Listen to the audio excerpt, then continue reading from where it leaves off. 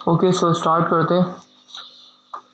सो आज की क्लास के अंदर हम लोग प्रीवियस क्लास के अंदर हम लोगों ने देखा था कि हम किस तरह से यूज इफेक्ट को यूज कर रहे होते हैं, और हम लोगों ने एग्जीक्यूटिव्स को पढ़ा था, और हम लोगों ने ये भी देखा था कि हम लोग किस तरह से आइट्रेशन करवा रहे होते हैं एरे के ऊपर। ठीक है, मतलब हमें एक लिस्ट रेंडर अगर करवानी हो, ठीक है, तो हम किस तरह से उसके ऊपर काम कर रहे होते हैं। तो वो सब चीज़ें हम लोगों ने देखी थी प्रीवियस क्लास के अंदर। आज हम लोग जो है कुछ हुक्स पढ़ेंगे। अभी तक हम लोगों ने दो हुक्स पढ़ी हैं, एक यूज स्टेट पढ़ी है और एक यूज रेफ पढ़ी है, और सॉरी तीन हुक्स पढ़ ली हैं, use state, use ref and use affect.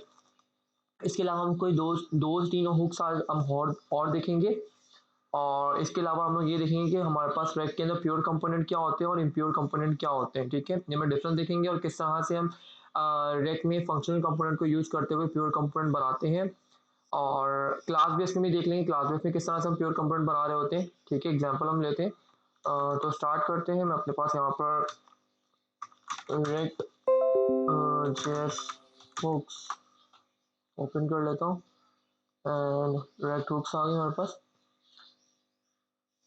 अब सबसे पहले हम अगर देख लेते हैं यहाँ पर प्योर वर्सेस इम्प्योर। मैं इसका आपको एग्जांपल दे देता हूँ और देन फिर प्रैक्टिकल इम्प्लीमेंटेशन में आप लोगों को दिखा दूंगा। देखिए, प्योर कंपोनेंट और इम्प्योर कंपोनेंट में हमारे पास जो डिफरेंस है वो ये है कि जो प्योर कंपोनेंट होते हैं हमारे अंदर किस तरह से क्रिएट करते हैं वो हम बाद में देखते हैं। पहले हम इनमें डिफरेंस देख लेते हैं कि प्योर कंपोनेंट जो हमारे पास होते हैं वो ऐसे कंपोनेंट्स होते हैं, बेशक वो रैक फंक्शनल कंपोनेंट के थ्रू हमने बनाया हो। अली स्क्रीन थोड़ी सी जूम इन कर लीजिएगा प्लीज। ओके, प्योर और इम्प्योर कंपोनेंट का डिफरेंस हम देख रहे हैं कि क्या होता है। तो प्योर कंपोनेंट हम लोग रैक के क्लास कंपोनेंट को भी यूज करके बना सकते हैं और फंक्शनल कंपोनेंट को भी यूज करके बना सकते हैं। बट इसमें डिफरेंस क्या है, जो आपके पास प्योर कंपोनेंट होते हैं, प्योर कंपोनेंट आपके वो कंपोनेंट होंगे जिसमें अगर हमारे पास उस कंपोनेंट की स्टेट या प्रॉप्स जब तक वो चेंज ना हो तो हमारे पास वो कंपोनेंट रीरेंडर ना हो। ठीक है, अब इसका मतलब क्या है, मैं यहाँ पे आया तो अपने ऐप डॉट जेएसएफ के ऊपर, और यहाँ पर हम लोग मैंने आप लोगों को यहाँ पर हमने चाइल्ड कंपोनेंट को किया था। ठीक है, मैं इसको अनकमेंट कर लेता हूँ चाइल्ड कंपोनेंट को। इट्स नॉट कंट्रोल एक्स कर लेते हैं और इसको मैं यहाँ पे लाके अनकमेंट कर देता हूँ, फॉर्मेट से। और अगर मैं यहाँ पे आ जाऊँ लोकल होस्ट 3000, ये 3000 से ओपन नहीं होगा, ये आपका होगा यहाँ पर लोकल होस्ट 5173 पोर्ट पर।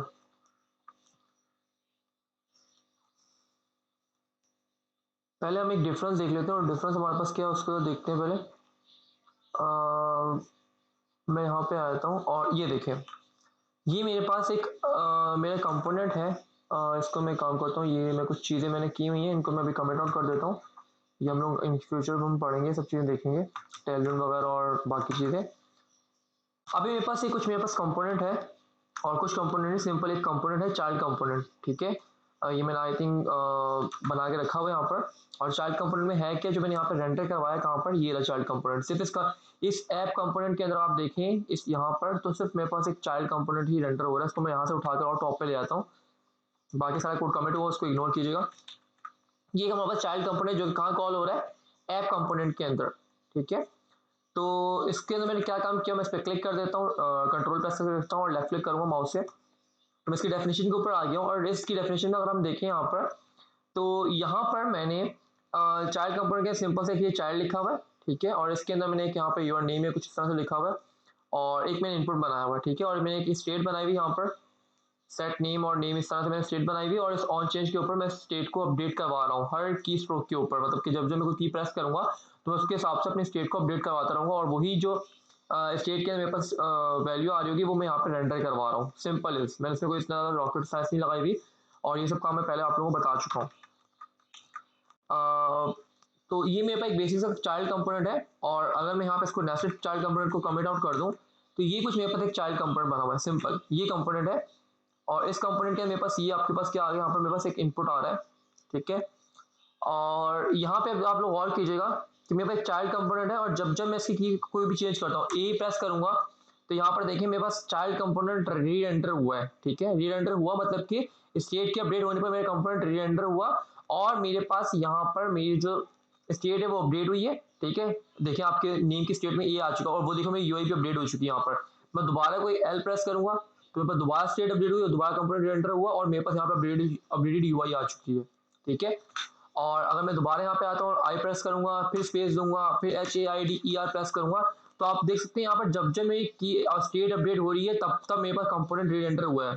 ठीक है, और उसको दिखाने के लिए मैंने यहाँ पे लॉक करके दिखाया ताकि आप लोगों को क्लियर हो जाए कि भाई एक आपका कंपोनेंट दोबारा से रीएंटर हो, तभी आपको लॉग में दिख रही है चीज। ठीक है, तो ये तो ठीक है, मतलब कि अभी अगर मेरा कंपोनेंट रीएंटर ना होता इस सिनेरियो के अंदर, ठीक है, तो मेरे पास ये अपडेटेड यूआई मुझे दिख नहीं रही होती और मुझे ये चीज़ नहीं मिलती यहाँ पर। ठीक है, तो अभी ये केस में तो बिल्कुल ठीक है, बट क्या हो कि अगर मैं यहाँ पे एक और कोई कंपोनेंट लिंक करवा लेता हूँ, ठीक है, सपोज कर एक नेस्टेड चाइल्ड कंपोनेंट में बना के रखा हुआ है, इसमें कंट्रोल प्रेस करता हूँ, लेफ्ट क्लिक करता हूँ, तो ये सिंपल से मेरे पास नेस्टेड चाइल्ड कंपोनेंट है। ठीक है, इसे मैंने कुछ भी नहीं रखा हुआ, सिंपल से एक मेरे पास लॉक करवा हुआ नेस्टेड चाइल्ड कंपोनेंट रेंडर का और डिफ के मैं सिंपल एक नेक्स्ट चार्ट लिखा हुआ है, दैट्स इट। ये सिंपल सा मेरे पे कंपोनेंट है। ठीक है, मैं सेव कर रहा हूँ इसको और अपने ऐप फाइल को भी सेव कर रहा हूँ, सेव ऑल कर लेते हैं। ठीक है, और अब अगर मैं सेव करता हूँ तो आप लोग यहाँ पे देखेंगे आपको दो लॉग मिल रहे हैं, एक आपको चाइल्ड कंपोनेंट का मिल रहा है और एक नेस्टेड चाइल्ड का मिल रहा है। अब नेस्टेड चाइल्ड का क्यों मिल रहा है, क्योंकि मैंने चाइल्ड के अंदर नेस्टेड चाइल्ड को लिखा हुआ है और नेस्टेड चाइल्ड कॉल किया हुआ है, तो नेस्टेड चाइल्ड भी जाहिर सी बात इसके अंदर के लॉग भी आपको दिख रहे हैं यहाँ पर। ठीक है, ओके, कोई मसला नहीं है। इसी तरह मैं इस नेस्टेड चाइल्ड के अंदर आके एक और नेस्टेड चाइल्ड बना के रखा हुआ है, उसको भी मैं यहाँ पे लिंक करवा रहा हूँ। ठीक है, इस पर कमेंट करता हूँ तो उसमें देखिए कि लॉग लिखा हुआ है और एक सिंपल सा मैंने एक टेक्स्ट लिखा हुआ है यहाँ पर। ठीक है, जो कि यूआई में मुझे शो होगा, ये यूआई में शो हो जाएगा और ये मेरे को लॉग के अंदर शो हो जाएगा। ठीक है, सेव कर रहा हूँ, नेस्टेड चाइल्ड सेव करता हूँ यहाँ पे आके, और अब अगर रिफ्रेश करता हूँ तो आप लोग यहाँ पे देख सकते हैं कि आपको 3 लॉग मिल रहे हैं, एक चाइल्ड कंपोनेंट का, चाइल्ड कंपोनेंट में ये चीज़ें रखी हुई और एक इनपुट रखा हुआ है ये वाला। ठीक है, इसके अलावा मैंने यहाँ पर नेस्टेड चाइल्ड आपको क्यों दिख रहा है यहाँ पर, क्योंकि मैंने चाइल्ड के अंदर नेस्टेड चाइल्ड को कॉल किया हुआ है। ठीक है, तो ये नेस्टेड चाइल्ड का लॉग भी आपको मिल गया यहाँ पर। इसके अलावा फिर नेस्टेड चाइल्ड के अंदर जाके मैंने अनदर नेस्टेड चाइल्ड कंपोनेंट एक और रखा हुआ है। ठीक है, और उसका लॉग भी आपको मिल गया। ठीक है, अब ये नॉर्मल सा सिनेरियो भी बिल्कुल ठीक चल रहा है सब चीज़ें। ठीक है, बट अभी मैं अगर यहाँ पर आऊँ और मैं ए प्रेस करता हूँ, अब यहाँ पर आप लोग और एक चीज आप ऑब्जर्व करें कि यहाँ पे एक इश्यू है, और इश्यू यहाँ पे क्या है कि आपका यहाँ पर चाइल्ड कंपोनेंट को तो रीरेंडर होना चाहिए था। क्यों, कि अगर वो रीरेंडर नहीं होता तो आपको यहाँ पे अपडेटेड यूआई नहीं मिलती, आपको यहाँ ए नहीं मिलता यहाँ पे लिखा हुआ अगर ये रीरेंडर ना होता। ठीक है, इस तरह मैं एल प्रेस करता हूँ, आई प्रेस करता हूँ, तो ये चीज तो ठीक है कि हमारा चाइल्ड कंपोनेंट जो है वो हमारे पास रीरेंडर हो रहा है, बट रैक के अंदर हमारे पास एक चीज है और वो चीज ये है कि एक कॉन्सेप्ट है कि जब जब आपके पास आपका पेरेंट कंपोनेंट चेंज होगा, रीरेंडर होगा, ठीक है, स्टेट अपडेट होने पर आपका कंपोनेंट रीरेंडर हो रहा है, मतलब अभी के केस में क्या है, अभी के केस में अगर मैं देखूं यहाँ पर तो ये मेरे पास क्या है, चाइल्ड कंपोनेंट, ये जो है ये मेरे पास एक तरह से पेरेंट है और इसके अंदर ये मेरे पास चाइल्ड है, नेस्टेड चाइल्ड। ठीक है, और इसके अंदर आता हूँ इसके अंदर एक और नेस्टेड चाइल्ड है। ठीक है, तो जब जब मेरे पास पेरेंट कंपोनेंट रीरेंडर होगा तो मेरे उस पेरेंट कंपोनेंट के जितने भी कंपोनेंट होंगे, वो चाइल्ड हो, वो नेस्टेड चाइल्ड हो, वो चाइल्ड का फिर एक चाइल्ड हो या कुछ भी हो, वो सारे के सारे रीरेंडर होंगे। ये रैक का एक कॉमन सा एक बिहेवियर है। ठीक है, और वो हम यहाँ पे देख भी सकते हैं, आप लोगों को यहाँ पे देख रहा होगा कि मैं जब यहाँ पर ए प्रेस करता हूँ, ये देखिए तीनों कंपोनेंट दोबारा से रीरेंडर हो रहे हैं, ऑल्दो कि इन दो कंपोनेंट को रीरेंडर होने की नीड नहीं थी। क्यों, क्योंकि यहाँ पर देखो आप लोग, ना इसके अंदर कोई इस तरह की चीज अपडेट हो रही है ना इसके अंदर अपडेट हो रही है, तो अगर ये रीरेंडर ना भी हो, ठीक है, क्योंकि इसमें कोई चीज अपडेट ऐसी हो नहीं रही ना कि हमें नीड पड़े उसको रीरेंडर करवाने की।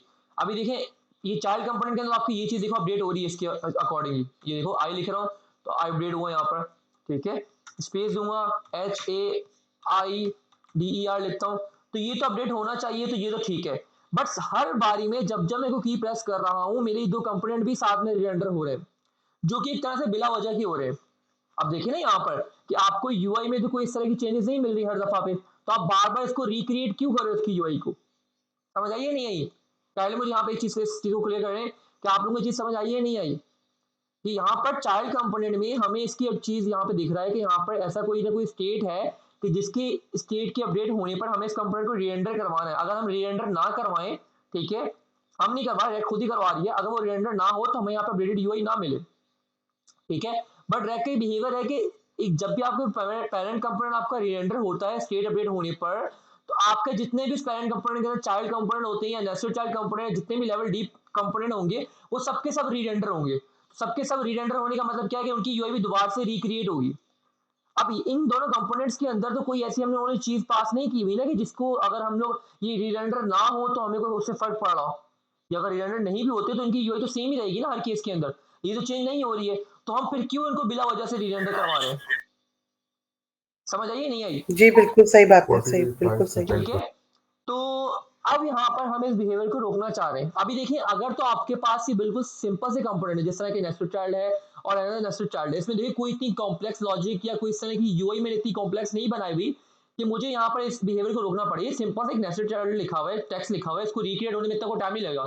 मैं बोलता हूँ कि नैनो सेकंड में पता नहीं कौन सा वाला 10th पार्ट या 100 पार्ट लगेगा जाके इसको, ठीक है, मिली सेकंड से भी मतलब कि 10th या 100 पार्ट लगेगा इसको रिरेंडर होने में, इतना फास्ट ही हो जाएगा।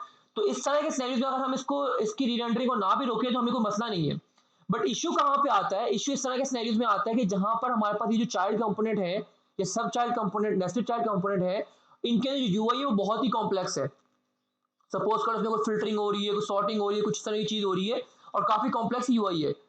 और उस तरह उस ऐसे सिनेरियोज के अंदर अगर हम लोग इस एक की स्ट्रोक के ऊपर इसको बार बार रीरेंडर करेंगे तो उसको रिक्रिएट होने में टाइम लग सकता है। और हमें फिर अगर हम उसको रीरेंडरिंग को नहीं रोके, ठीक है, क्योंकि वो देखे ना, एक आपकी यूआई जो कि सपोज कर लें आपको 1 मिनट लगा था उसको इसको रिक्रिएट होने में, ऐसा होता तो नहीं है वैसे, काफी तो हो भी जाता है बहुत कॉम्प्लेक्स तरह की यूआई हो। या मैं बोल देता हूँ कि मेरे को 5 सेकंड लग रहे थे मेरी कंपोनेंट को रीरेंडर रिक्रिएट होने में, ठीक है, तो आप खुद देख लेंगे एक एक की स्ट्रोक के ऊपर उसको 5 सेकंड लेंगे, आपको ऐसा फील हो सकता है कि आपकी यूआई में डिले आ रहा है। आप यहाँ पे डी प्रेस करेंगे, एच प्रेस करेंगे, तो ये आपको ऐसा लग सकता है कि थोड़ी देर बाद आपको रिक्रिएट होकर यूआई के ऊपर नजर आए, ठीक है। तो इस तरह के सिनेरियोज के अंदर फिर आप अब देखिए ना, अगर तो इस स्टेट के चेंज होने पर इस कंपोनेंट को चेंज होना बनता है, मतलब कि मैंडेटरी है, फिर तो आप इसको होने दें। बट अगर आपको लग रहा है कि ये अननेसेसरी आपके पास रिरेंडर हो रहे हैं, कोई ऐसी चीज नहीं है जो कि इस स्टेट के ऊपर डिपेंड कर रही है इन दोनों कंपोनेंट के अंदर, तो फिर आप इनको स्टॉप करेंगे रिरेंडरिंग, ठीक है। तो ऐसे ही कंपोनेंट अब देखिए यहाँ पर ये जो कंपोनेंट है दोनों के दोनों, ये मेरे पास कौन सी कंपोनेंट है? इम्प्योर कंपोनेंट है, ठीक है, क्योंकि देखिए यहाँ पर इसकी स्टेट या प्रॉप चेंज होने पर ये नहीं रिरेंडर हो रही, कुछ भी चेंज हो जाए इससे रिरेंडर होना ही होना है, ठीक है। बट अगर मैं चाह रहा हूँ कि मैं इन कंपोनेंट्स को प्योर कंपोनेंट बनाऊं, मतलब कि अगर इसके अंदर कोई स्टेट या प्रॉप पास हो रही है और अगर वो चेंज होती है, ठीक है, अगर वो चेंज होती है तो ही ये रिरेंडर होंगे, अदरवाइज ये रिरेंडर नहीं होंगे। तो ये हमारे पास क्या है? प्योर कंपोनेंट की डेफिनेशन है, ठीक है। अब जरा हम आए थे प्योर कंपोनेंट को और डिटेल में देख लेते हैं। मैं यहाँ पे सर्च कर लेता हूँ प्योर वर्सेस इम्प्योर कंपोनेंट। आप लोगों को इसका डिसएडवांटेज का पता चल गया क्या है अगर हमारे पास इम्प्योर कंपोनेंट हो और उसको हमें प्योर क्यों बनाना पड़ता है। तो अब जरा इसके ऊपर आते हैं इम्प्योर कंपोनेंट, ठीक है। तो इसकी रैक की वेबसाइट के अंदर ही हमें शायद मिल जाए keeping components pure, I think यही है। मैंने काफी अच्छी एग्जांपल दी तो मैं यहीं पे समझा दूंगा। ये नहीं, प्योर कंपोनेंट्स इन रैक, ये वाली है शायद, यही है। ओके, तो अब मैं क्या करने जा रहा हूँ, मैं अपना एक पहले हम देखेंगे हमारा एक इम्प्योर कंपोनेंट होगा, वही सेम बिहेवियर जो हम लोगों ने पीछे देख के आ चुके हैं अपने एग्जांपल के अंदर, कि उसमें कोई भी ऐसी चीज पास नहीं हो रही होगी, स्टेट या प्रॉस पास नहीं हो रहा होगा, बट फिर भी वो आपका रिक्रिएट हो रहा होगा, रीरेंडर हो रहा होगा, तो हम उसको प्योर कंपोनेंट बना के उसके इस बिहेवियर को रोकेंगे, ठीक है। तो प्योर कंपोनेंट अगर हमें क्लास बेस्ड कंपोनेंट के अंदर बनाना हो, जो कि मैंने अभी आप लोगों को शायद बताया नहीं, उसकी नीड भी नहीं है इसकी। हम क्लास बेस्ड कंपोनेंट किस तरह से बनाते हैं? हम यहाँ पर अगर देखें हमने फंक्शन कंपोनेंट बनाए, हम इसको एरो फंक्शन बनाते हैं और उस पर रिटर्न करवाते हैं, दैट्स इट, ठीक है। अगर हमें क्लास कंपोनेंट बनाना हो तो हमें कुछ इस तरह से बनाते हैं, हम क्लास कीवर्ड को यूज करते हैं, अपने फंक्शन का नाम देते हैं और हम एक्सटेंड करवाते हैं, या प्योर कंपोनेंट के बजाय हम एक्सटेंड करवाते हैं कंपोनेंट के थ्रू, ठीक है। प्योर कंपोनेंट के बजाय हम सिर्फ कंपोनेंट के थ्रू एक्सटेंड करवाते हैं। कंपोनेंट कहाँ से मिलता है हमें? ये भी हमें यहाँ से रैक से ही मिलता है इस तरह से। मतलब मैं दिखा देता हूँ यहीं पे क्रिएट करके जल्दी से एक छोटा सा यहाँ पर आकर क्लास, और क्लास के अंदर मैं एक सपोज कर लें चाइल्ड कंपोनेंट बना लेता हूँ, यहाँ पर चाइल्ड कंपोनेंट, और इसको मैं एक्सटेंड करवा लूंगा। एक्सटेंड हम लिखेंगे कीवर्ड जावास्क्रिप्ट का, और इसके अंदर हम क्या करेंगे, हम कंपोनेंट को एक्सटेंड करवा लेंगे। अब कंपोनेंट आप यहाँ से इंपोर्ट कर लोगे रेक से इस तरह से, COM कंपोनेंट। और अगर आप लोग यहाँ पे गौर करें तो ये कंपोनेंट आपके पास एक क्लास है, ठीक है, ये कंपोनेंट आपके पास एक क्लास है, ये देखिए। तो हम क्या कर रहे हैं, हमने आप लोगों को याद हो अगर मूव पढ़ी थी तो उसके अंदर हमने इनहेरिटेंस पढ़ा था, ठीक है। मतलब हमें एक बेस क्लास से ड्राइव क्लास को एक्सटेंड कर रहे हैं, एक बेस क्लास से हम ड्राइव क्लास बना रहे हैं।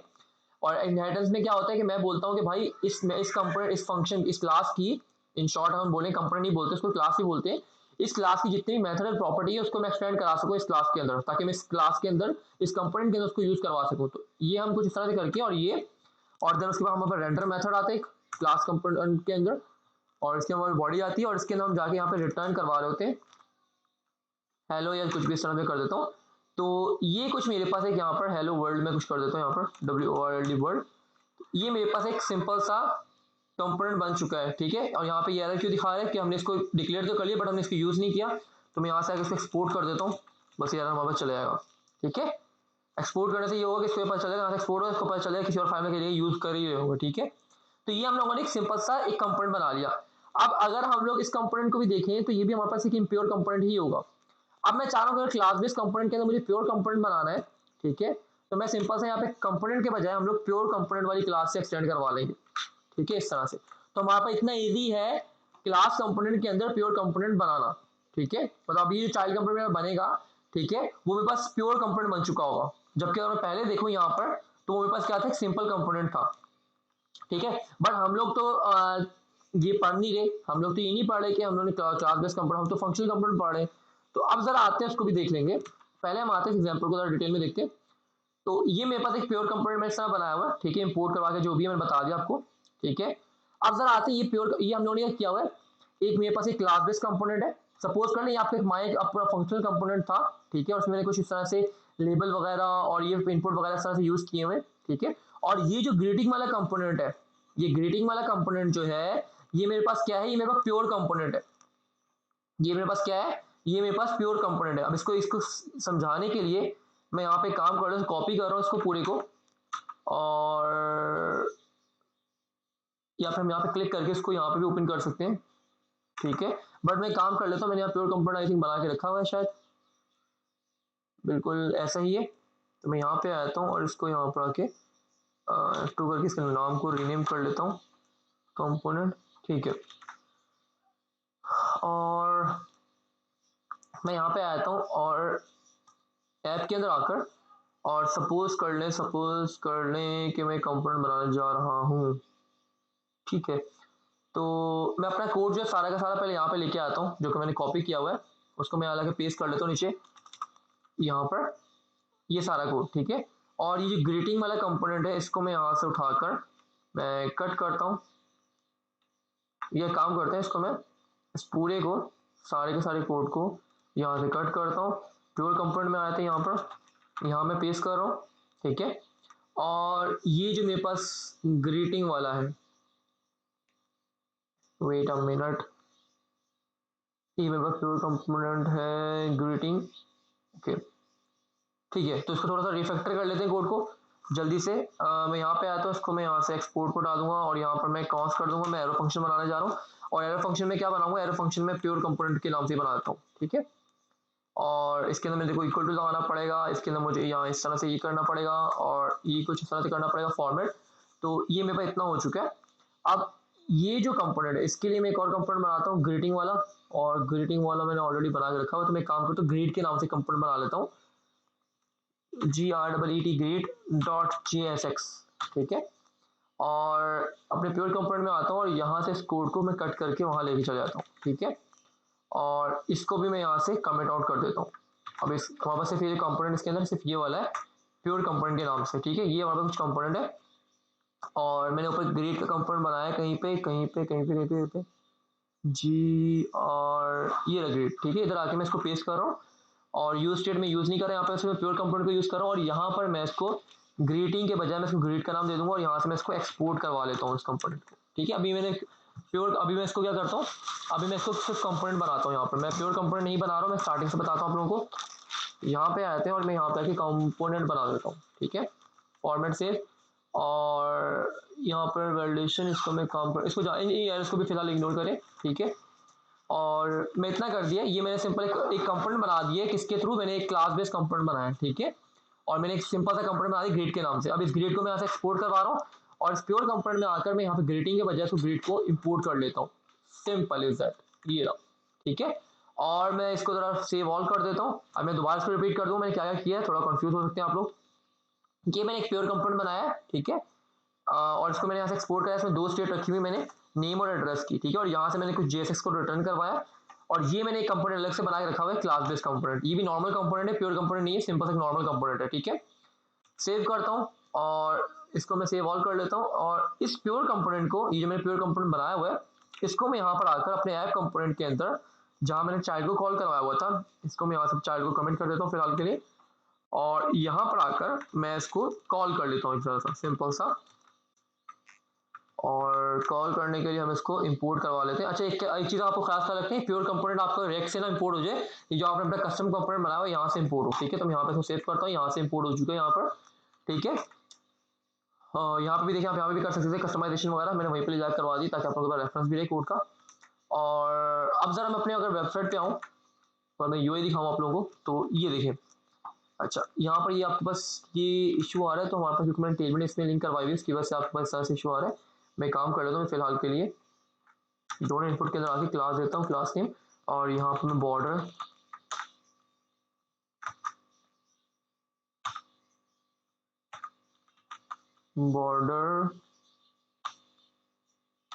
रेड 400। अब ये क्या चीज़ें हैं ये आपको समझने की ज़रूरत नहीं है, हम लोग आगे देख लेंगे।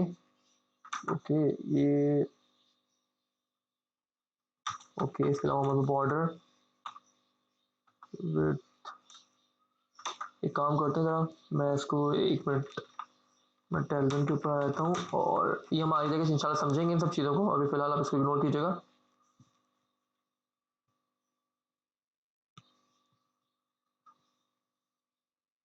और यहाँ पर मैं सर्च कर लेता हूँ बॉर्डर साइज, बॉर्डर विथ, तो बॉर्डर विथ के लिए बॉर्डर 2 कर लेते हैं।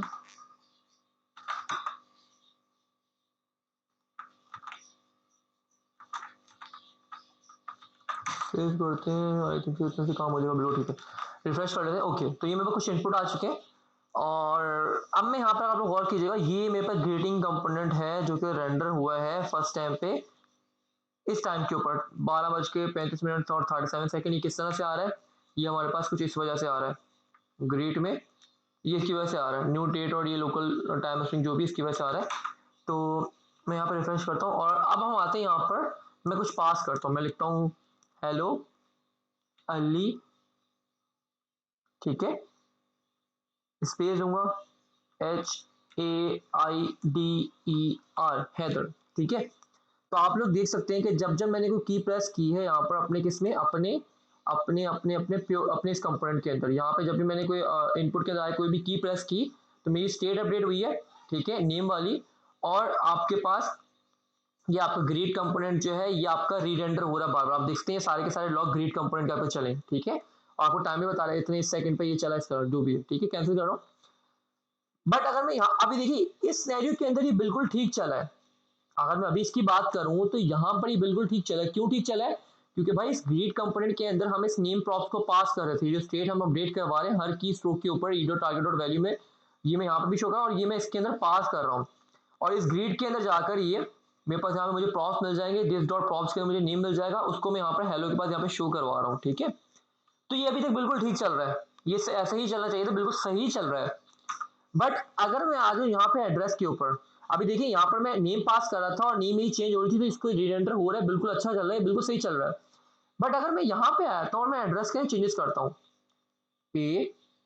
ABC, क्या हुआ यहाँ पर, क्या आपको ऐसा डिसएडवांटेज लग रहा है जो कि आपके पास यहाँ पे अकर हुआ है, नुकसान हुआ आपको एक तरह से।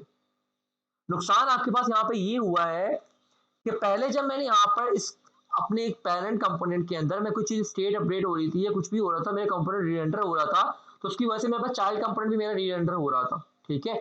और ये रीरेंडर हुआ है तो बिल्कुल सही हुआ है, क्यों, क्योंकि अगर रीरेंडर नहीं होता तो जो मैंने यहाँ से स्टेट अपडेट की हुई पास कर रहा हूँ हर बारी के अंदर नेम वाली, तो ये यूआई अपडेट नहीं होती। तो अभी के केस में बिल्कुल सही चला, मुझे बार बार ये जो लॉग दिखा रहा था बिल्कुल सही मिले थे यहाँ तक इससे ऊपर ऊपर के लॉग जो मिले थे मुझे सारे के सारे सही मिले थे। क्यों, क्योंकि उसका जो कंसर्न था उसमें देखिए आप लोग गौर से देखिए, तो वो जो था उसमें मैं यहाँ से नेम पास कर रहा था और नेम मेरे पास हर दफा चेंज हो रहा था, इसकी वजह से मेरे यहाँ पे सही चल रहा था। बट अब की बारी में मैंने जब मैं एड्रेस यहाँ पे एड्रेस की स्टेट अपडेट हो रही है, ठीक है, अगर मैं इसको क्लियर करूँ और मैं यहाँ पे कुछ और इसको कट करता हूँ या मैं इसके अंदर कुछ प्रेस करता हूँ, ये देखिए, तो आपके पास देखो कितनी दफा ये रेंडर हुआ है, री रेंडर हुआ है। अब की बार में इसको री रेंडर नहीं होना चाहिए ग्रीड कंपोनेंट में, क्यों? क्योंकि इसके अंदर कोई भी ऐसी एड्रेस वाली चीज हम पास ही नहीं कर रहे जो कि हम इसके अंदर यूज करवा रहे हो और जो कि हम यूआई के अंदर शो करवा रहे हो। इस चीज का समझ आ रही है नहीं आ रही है? मैं इसको तो डिटेल में इसलिए समझाना चाह रहा हूँ क्योंकि एक इंपॉर्टेंट कॉन्सेप्ट है और आपके आगे काम आ सकता है। आयशा, मास, साजिद, सैफ, ये चीज क्लियर हो रही है नहीं हो रही है? जी जी अली हो रही है क्लियर, लेकिन मैं समझ रही हूँ अभी बस। ओके, तो यहाँ पर इश्यू क्या है कि यार ये जो चीज है ना, ये इसके चेंज होने पर इसको रिरेंडर ना करवाओ भाई, बिना फालतू का रिरेंडर हो रहा है, क्योंकि इसमें ऐसी कोई चीज नहीं है कि जो इसके। अब मैं अगर इसको क्लियर करना चाहूँ और तो अभी मैं अगर यहाँ पे आ जाऊँ एड्रेस, एक और क्रॉस पास कर देता हूँ यहाँ से एड्रेस का, जो कि मेरी एड्रेस वाली स्टेट है, और इसको मैं यहाँ पर आता हूँ और यहाँ पे आके मैं इसको डुप्लीकेट करवाता हूँ, सॉरी इसका नहीं, यहीं पे आकर मैं इसके बाद इसके बाद ही आकर मैं यहाँ पर और दिस डॉट प्रॉप्स, अच्छा क्लास कंपोनेंट के हम लोग जो हमें जो प्रॉप्स वगैरह मिल रहे होते हैं, दिस डॉट प्रॉप्स के अंदर हमें प्रॉप्स मिल रहे होते हैं, ठीक है। तो मैं यहाँ पे आके एड्रेस लिख लेता हूँ, ठीक है, सेव करता हूँ। अब जरा गौर से देखिएगा, देखिए अभी यहाँ पे हेलो लिखा हुआ है, ठीक है, ए प्रेस कर रहा हूँ, ठीक है, यहाँ पर ए आ गया, बिल्कुल सही है, बिल्कुल सही रेंडर हुआ, रेंडर हुआ है एल आई, ठीक है। अब अगर मैं इसको क्लियर कर दूं, ठीक है, और अगर मैं एड्रेस के ऊपर आता हूँ ए डबल डी, अब देखिए अब इसका सेंस बनता है, क्यों? क्योंकि अब जो मैं यहाँ चीज पास कर रहा हूँ इसके अंदर रेंडर भी मैं करवा रहा हूँ, यूआई के अंदर शो भी करवा रहा हूँ, तो अब सेंस बनता है कि यार यहाँ पे ये रेंडर हो रहा है तो ठीक है भाई, इसकी चेंज होने पे भी रेंडर हो रहा है। बट पहले की अगर मैं बात करूं, जब मैं यहाँ पे इसको यूज भी नहीं कर रहा था, ठीक है, जब मैं इसको यहाँ पे यूज भी नहीं कर रहा था, ना मैं यहाँ से इसको पास कर रहा था, ठीक है, बट उस टाइम पे भी क्या होता, उस टाइम पे भी आपके पास इसकी स्टेट अपडेट होने पर ये बिना फालतू का रिरेंडर हो रहा था। यहाँ पर ये देखो यूआई में शो भी नहीं हो रहा, कुछ भी नहीं हो रहा, बट ये बिना फालतू का रिरेंडर हो रहा था। तो अब इस चीज, इस बिहेवियर को रोकने के लिए मैं सिंपल से एक काम कर सकता हूँ, अगर मेरा कंपोनेंट जो है क्लास कंपोनेंट है, तो मैं सिंपल सा इसको प्योर कंपोनेंट बनाने के लिए मैं सिंपल यहाँ प्योर कंपोनेंट यूज कर लूंगा कंपोनेंट के बजाय। अब जरा आप देखिएगा अब क्या होता है, मैं रिफ्रेश करता हूँ, ए एल आई जो मैं पास प्रेस कर रहा हूँ, ठीक है, सब कुछ सही चल रहा है, जितनी दफा मैंने की प्रेस की स्टेट अपडेट हुई और मेरा कंपोनेंट रीरेंडर हुआ। इसको मैं क्लियर करता हूँ। अब यहाँ पे आप एड्रेस में है, कुछ भी पास कर ले, कुछ भी पास कर ले, आपका जो कंपोनेंट है चाइल्ड कंपोनेंट जो कि ग्रिड वाला है, उसमें क्योंकि आप उस प्रॉप्स को पास नहीं कर रहे हैं, ठीक है, और ना ही आपका, तो यहाँ पर देखिए अब आप यहाँ पे एड्रेस पास नहीं करें ना, तो ये देखिए इस चाइल्ड कंपोनेंट को ग्रीड को ये क्या कर रहा है, रिक्रिएट भी नहीं कर रहा है और आपको लॉग भी नहीं मिल रहा। क्लियर है चीज कि हम लोग अगर हमारा कंपोनेंट एक क्लास कंपोनेंट हो और हम उससे क्या करना चाह रहे हैं, उससे हम प्योर कंपोनेंट बनाना चाह रहे हो, प्योर कंपोनेंट का मतलब क्या है कि अगर तो उसके अंदर ऐसा स्टेट या प्रॉप पास कर रहा हूं जो कि चेंज हो रहा है तो ही वो रिक्रिएट हो, अदरवाइज ना हो, ठीक है। तो अब यहाँ पे आप देख सकते हैं कि यहाँ पर नेम में पास कर रहा हूँ और नेम जब जब चेंज होगा तो ही ये मेरे पास रिक्रिएट होगा, रीरेंडर होगा, अदरवाइज अगर कोई और स्टेट या प्रॉप्स अपडेट होता है, चेंज होता है, इसको कोई फर्क नहीं पड़ेगा और ये रिक्रिएट नहीं होगा। ये देखो मैं कुछ भी लिख लूँ, आपके पास लॉग नहीं आ रहे यहाँ पर, ठीक है, और ना ही आपकी लॉग नहीं आ रही, तो उसका मतलब ये सिंपल सा ये है कि आपके पास यहाँ पर यूआई री एंटर नहीं हो रही है। बट अगर मैं यहाँ पे आगे कुछ भी चेंज करता हूँ, अब देखिए अब आपके पास 4 दफे चल गए यहाँ पर, अब मैं दोबारा आता हूँ यहाँ में कुछ पास करता हूँ ए एल आई, देखिए आपका 3 दफा, तीन मैंने की प्रेस की थी, 3 दफा स्टेट अपडेट हुई, तो 3 दफा आपके पास यहाँ पे लोग आ चुके हैं, यहाँ पे 3 लिखा हुआ आ रहा है। क्लियर है चीज? उम्मीद है आप लोगों को ये चीज क्लियर हो चुकी होगी। बट अभी हमारा कंसर्न ये नहीं है, क्योंकि हम लोग जाहिर सी बात है हम क्लास बेस्ड कंपोनेंट के ऊपर नहीं जाना चाह रहे, हम चाह रहे हैं कि अगर हमारे पास नॉर्मल हमारा जो पेरेंट कंपोनेंट था वो अगर हम लोगों ने फंक्शनल कंपोनेंट बनाया हुआ है, एरो फंक्शन को यूज करते हुए या रेगुलर फंक्शन को यूज करते हुए, तो हम अपना जो चाइल्ड कंपोनेंट है हम उसको भी क्या करें, उसको भी हम जो है अपना फंक्शनल कंपोनेंट ही बनाए, हम उसको क्लास कंपोनेंट के ऊपर नहीं लेके जाना चाह रहे भाई, सिंपल सी बात है, ठीक है। तो अब जरा आए थे यहाँ पे वापस, और इसको मैं क्या करता हूँ, इसको मैं कन्वर्ट कर देता हूँ क्लास कंपोनेंट से फंक्शनल कंपोनेंट के अंदर। तो कुछ भी ज़्यादा नहीं करना, हम यहाँ पर आ जाएंगे और सिंपल से यहाँ पे लिख देंगे कॉस्ट। मैं एक तरह से रिफैक्टर कर रहा हूँ और इधर इक्वल टू लगाएंगे, ये इस तरह से ये और ये और ये, और देन यहाँ पे हमारे रेंडर मेथड नहीं होता है, कट फॉर्मेट सेव, और इसको मैं कर देता हूँ यहाँ से कमिट। बस ये सिंपल सा काम था, हमने अब यहाँ पर इसको कन्वर्ट कर दिया। रिफ्रेश, तो हमारे पास बिल्कुल सही चलना चाहिए अगर हमारी रिफैक्टरिंग सही हुई है। ओके सॉरी, अब क्योंकि हमने रिफैक्टरिंग तो कर दी, इस तरह से हम लोग क्लास बेस कंपोनेंट के अंदर रिसीव कर सकते हैं, इसमें नहीं कर सकते। तो यहाँ पे अगर मैं इसको डिफिस्टर करवा लूँ नेम को NAME नेम, या अगर मैं यहाँ पे सिंपल सा लिख दूँ प्रॉप्स, PROPS प्रॉप्स, ये हम पढ़ के भी आ चुके हैं, तो अब मुझे यहाँ पे दिस लिखने की जरूरत नहीं हो, क्लास बेस कंपोनेंट में इस तरह से होता है, यहाँ पे इस तरह से नहीं होगा। ठीक है, सेव करता हूँ, बस इतना ही करना, मुझे रिफ्रेश करना है और हमारे कंपोनेंट सक्सेसफुल ये हो चुके हैं। ठीक है, तो वापस आते हैं, अब मेरा जो कंपोनेंट पैरेंट कंपोनेंट है वो भी मेरे पास क्या है, वो भी मेरा फंक्शनल कंपोनेंट है, और जो मेरे पास ये जो ग्रीड कंपोनेंट है ये मेरे पास फंक्शनल कंपोनेंट है। ठीक है, तो अब जरा आते हैं यहाँ पर, तो ए, यहाँ पर देखिए लॉग आपको मिल गया होगा, यहाँ पर ये फर्स्ट टाइम पे आपका क्या हुआ, रेंडर हुआ। अब मैं कुछ प्रेस करता हूँ ए, ये देखो दोबारा से रेंडर हुआ, LI बिल्कुल ठीक चल रहा है, स्पेस देंगे HAIDER, तो बिल्कुल सही चल रही है, ये सही चल रहा है।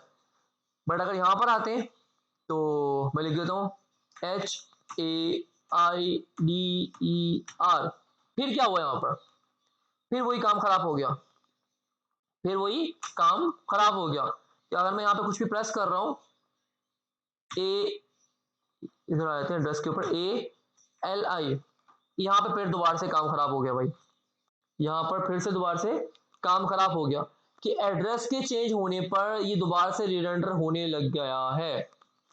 ऑल्दो कि हमने इस इशू को फिक्स कर लिया था प्योर कंपोनेंट के थ्रू, जो हमने क्लास कंपोनेंट को प्योर कंपोनेंट बनाया था, बट अब तो हम फंक्शनल कंपोनेंट पे आ चुके हैं, तो अब हमारे पास वो पावर्स भी नहीं रही होंगी।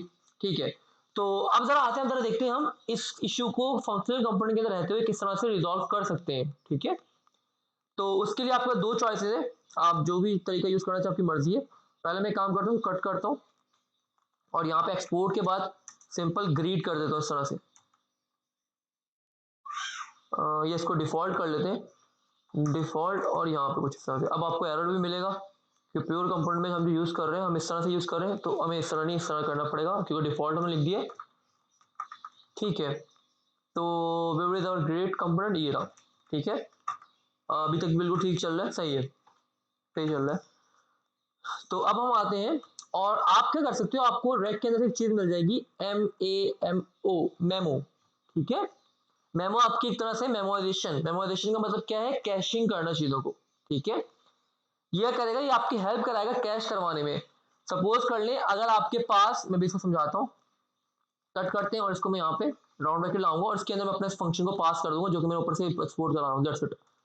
इस तरह करना, और आपको यहाँ पे मेमो को इंपोर्ट भी करना है, जो कि आप रेक से इंपोर्ट करवाओगे, ये मैंने करवा लिया यहाँ से इंपोर्ट। ठीक है, सेव करता हूँ और रिफ्रेश करते हैं, तो ALI, ठीक है, बिल्कुल सही चल रहा है अभी तक भाई, कोई ऐसा मसला नहीं है।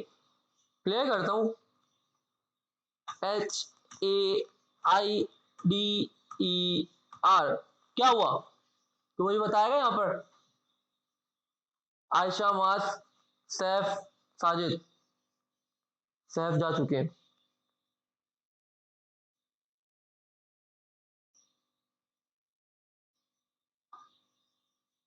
आप लोगों से पूछ रहा हूँ, क्या ऑब्जर्व कर रहे हैं आप लोग यहाँ पर इस स्क्रीन पे, अब आप लोग क्या ऑब्जर्व कर रहे हैं यहाँ पर, कि यहाँ पर अब दोबारा से अली वही इसमें तो रेंडर नहीं हुआ। बिल्कुल यहाँ पर रिरेंडर नहीं हुआ है। और क्यों रिरेंडर नहीं हुआ, क्योंकि यहाँ पर मेमो क्या बोलता है, मेमो बोलता है भाई वो जो प्योर कंपोनेंट वाला काम हम क्लास कंपोनेंट के अंदर कर रहे थे ना, इस तरह से ये वाला काम प्योर कंपोनेंट क्लास एक्सटेंड करने वाला, वो काम मैं तुम्हारे से कर रहा हूँ। ठीक है, फंक्शनल कंपोनेंट के अंदर, फंक्शनल कंपोनेंट के अंदर हम लोग कुछ इस तरह से कर सकते हैं। आप लोग देखते हैं यहाँ पर कि मैंने मेमो को यूज किया और मैंने यहाँ पर उस कंपोनेंट के इसको पास कर दिया, अपना जो भी मेरे कंपोनेंट उसको पास कर दिया। तो अब ये क्या बोल रहा है, इसको पता है कि इस कंपोनेंट के अंदर, इस प्रॉप्स के अंदर, इस कंपोनेंट के अंदर मेरे पास कौन सी जहां मैं इसको कॉल कर रहा हूँ, ये रहा यहाँ पर। तो यहाँ पे इसको पता है कि भाई सिर्फ मैं नेम ही पास कर रहा हूँ, तो वो जो सिर्फ ऑब्जर्व करेगा ना, वो सिर्फ किसी चेंजेस ऑब्जर्व करेगा, अगर मैं मेमो के साथ उसको रैप कर दूँ कंपोनेंट को, तो वो सिर्फ उस नेम प्रॉप्स वाली की को ही ऑब्जर्व करेगा, ठीक है, उस प्रॉप्स को ही ऑब्जर्व करेगा, और उसके अंदर जब जब कोई चेंजेस आएंगी, जब जब कोई चेंजेस आएंगी, अभी देखो यहाँ पर, अब इसको गौर से देखना, ये क्या चेक कर रहा है, ये इसको प्रीवियस प्रॉप्स मिले हुए, प्रीवियस प्रॉप्स का मतलब यहाँ पे आता हूँ, जरा समझाता हूँ इस चीज को, इस पे क्लिक कर लेते हैं यहाँ पर, मैं यहाँ पे आता हूँ और प्रॉप्स प्रॉप्स को मैं यहाँ पे लॉग भी करवाता हूँ, फॉर्मेट से रिफ्रेश। तो ये जो मेमो है ये क्या बोल रहा है भाई, ये चेक कर रहा है, अभी ये क्या चेक कर रहा है, इसमें देखो, इसमें इसमें प्रॉप्स में कुछ भी नहीं पड़ा, ये आपका एक प्रॉप्स है, इसमें सिर्फ एम्प्टी स्ट्रिंग पड़ा, कोई प्रॉप नेम में कुछ भी नहीं है। अब ये कर रहा है, ये ट्रैकिंग करेगा, ये चेकिंग करेगा हर दफा में, कि जब जब आपके पास एक तरह से एक वॉच कर रहा है, खड़ा होकर देख रहा है कि भाई इस की के अंदर, इस नेम प्रॉप के अंदर कुछ चेंजेस हुई है नहीं हुई है, ठीक है। अभी अगर मैं एड्रेस पे कुछ करता हूँ ABCDEF, तो आपको कोई चेंजेस यहाँ पे मिल नहीं रही है, ठीक है। बट जैसे ही मैं यहाँ पे LI करूंगा, तो देखो यहाँ पे चेंजेस आपको दिख रही है यहाँ पर, ठीक है। तो ये चेक कर रहा है कि आपके उस नेम प्रॉप्स के अंदर कुछ चेंजेस हो रही हैं, जब जब चेंजेस अगर होंगी उस स्पेसिफिक प्रॉप्स के अंदर, क्यों, क्योंकि हम पास से सिर्फ उसके लिए ये वाला प्रॉप कर रहे हैं ना, जब उसको कॉल कर रहे हैं तो हम पास ही ये वाला प्रॉप्स कर रहे हैं, तो सिर्फ उसी को जाके चेक कर रहा होगा कि भाई इसमें अगर चेंजेस होंगी तभी मुझे इस कंपोनेंट को रीरेंडर करवाना है, अदरवाइज जब मैं इस की को प्रेस करूंगा, अब देखिए मैं इस की को प्रेस कर रहा हूँ, कुछ भी इसमें चेंजेस कर रहा हूँ, ठीक है, आपकी जो नेम वाली प्रॉप्स है ये तो चेंज नहीं हो रही, इसमें पहले ही पड़ा अभी तक, तो इसको ये क्या करेगा, इसको रीरेंडर नहीं करवाएगा, ठीक है।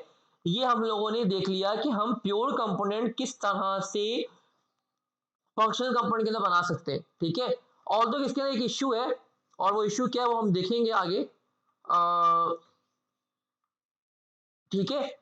बट अभी के लिए हमारे काम हो चुका है। तो अगर हम अली, यहाँ पर ये मेमो ज्यादा बेहतर है यूज करना या प्योर ही प्योर नहीं, देखिए यूज कर सकते आयशा, हैं? दोनों का अलग अलग काम है ना, देखिए मेमो जो है वो आपके पास वो जो फंक्शनल कंपोनेंट के अंदर है, अगर आप फंक्शनल कंपोनेंट बना रहे हैं, ठीक है, अपने अपने आपके जो प्रोजेक्ट है उसमें फंक्शनल कंपोनेंट आप यूज कर रहे हो, आप क्लास बेस्ड कंपोनेंट नहीं यूज कर रहे हो, क्योंकि मोस्ट ऑफ द पीपल अब नहीं यूज करते क्लास कंपोनेंट को, ये ऑब्सोलीट हो चुके हैं, इवन कि आप रैक की लाइब्रेरी में अगर आप देखें, आप जो ऑफिशियल अभी जो न्यू आपके लाइब्रेरी है, तो उसके अंदर भी लोगों ने कहीं के ऊपर बोला हुआ है कि आप हम लोग आगे जो इन्होंने जितनी भी एग्जांपल दी हुई है वो सब फंक्शनल कंपोनेंट के ऊपर दी है, देखें, ठीक है, फंक्शनल कंपोनेंट कहीं भी खुद भी क्लास कंपोनेंट को यूज नहीं कर रहे हैं, ठीक है, और ना ही उसको मेंटेन कर रहे हो, ठीक है।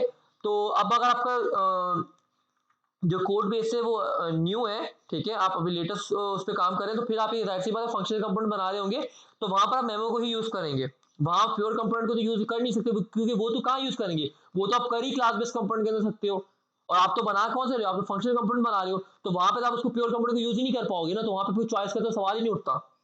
क्लियर है चीज? तो जी क्लियर है अली।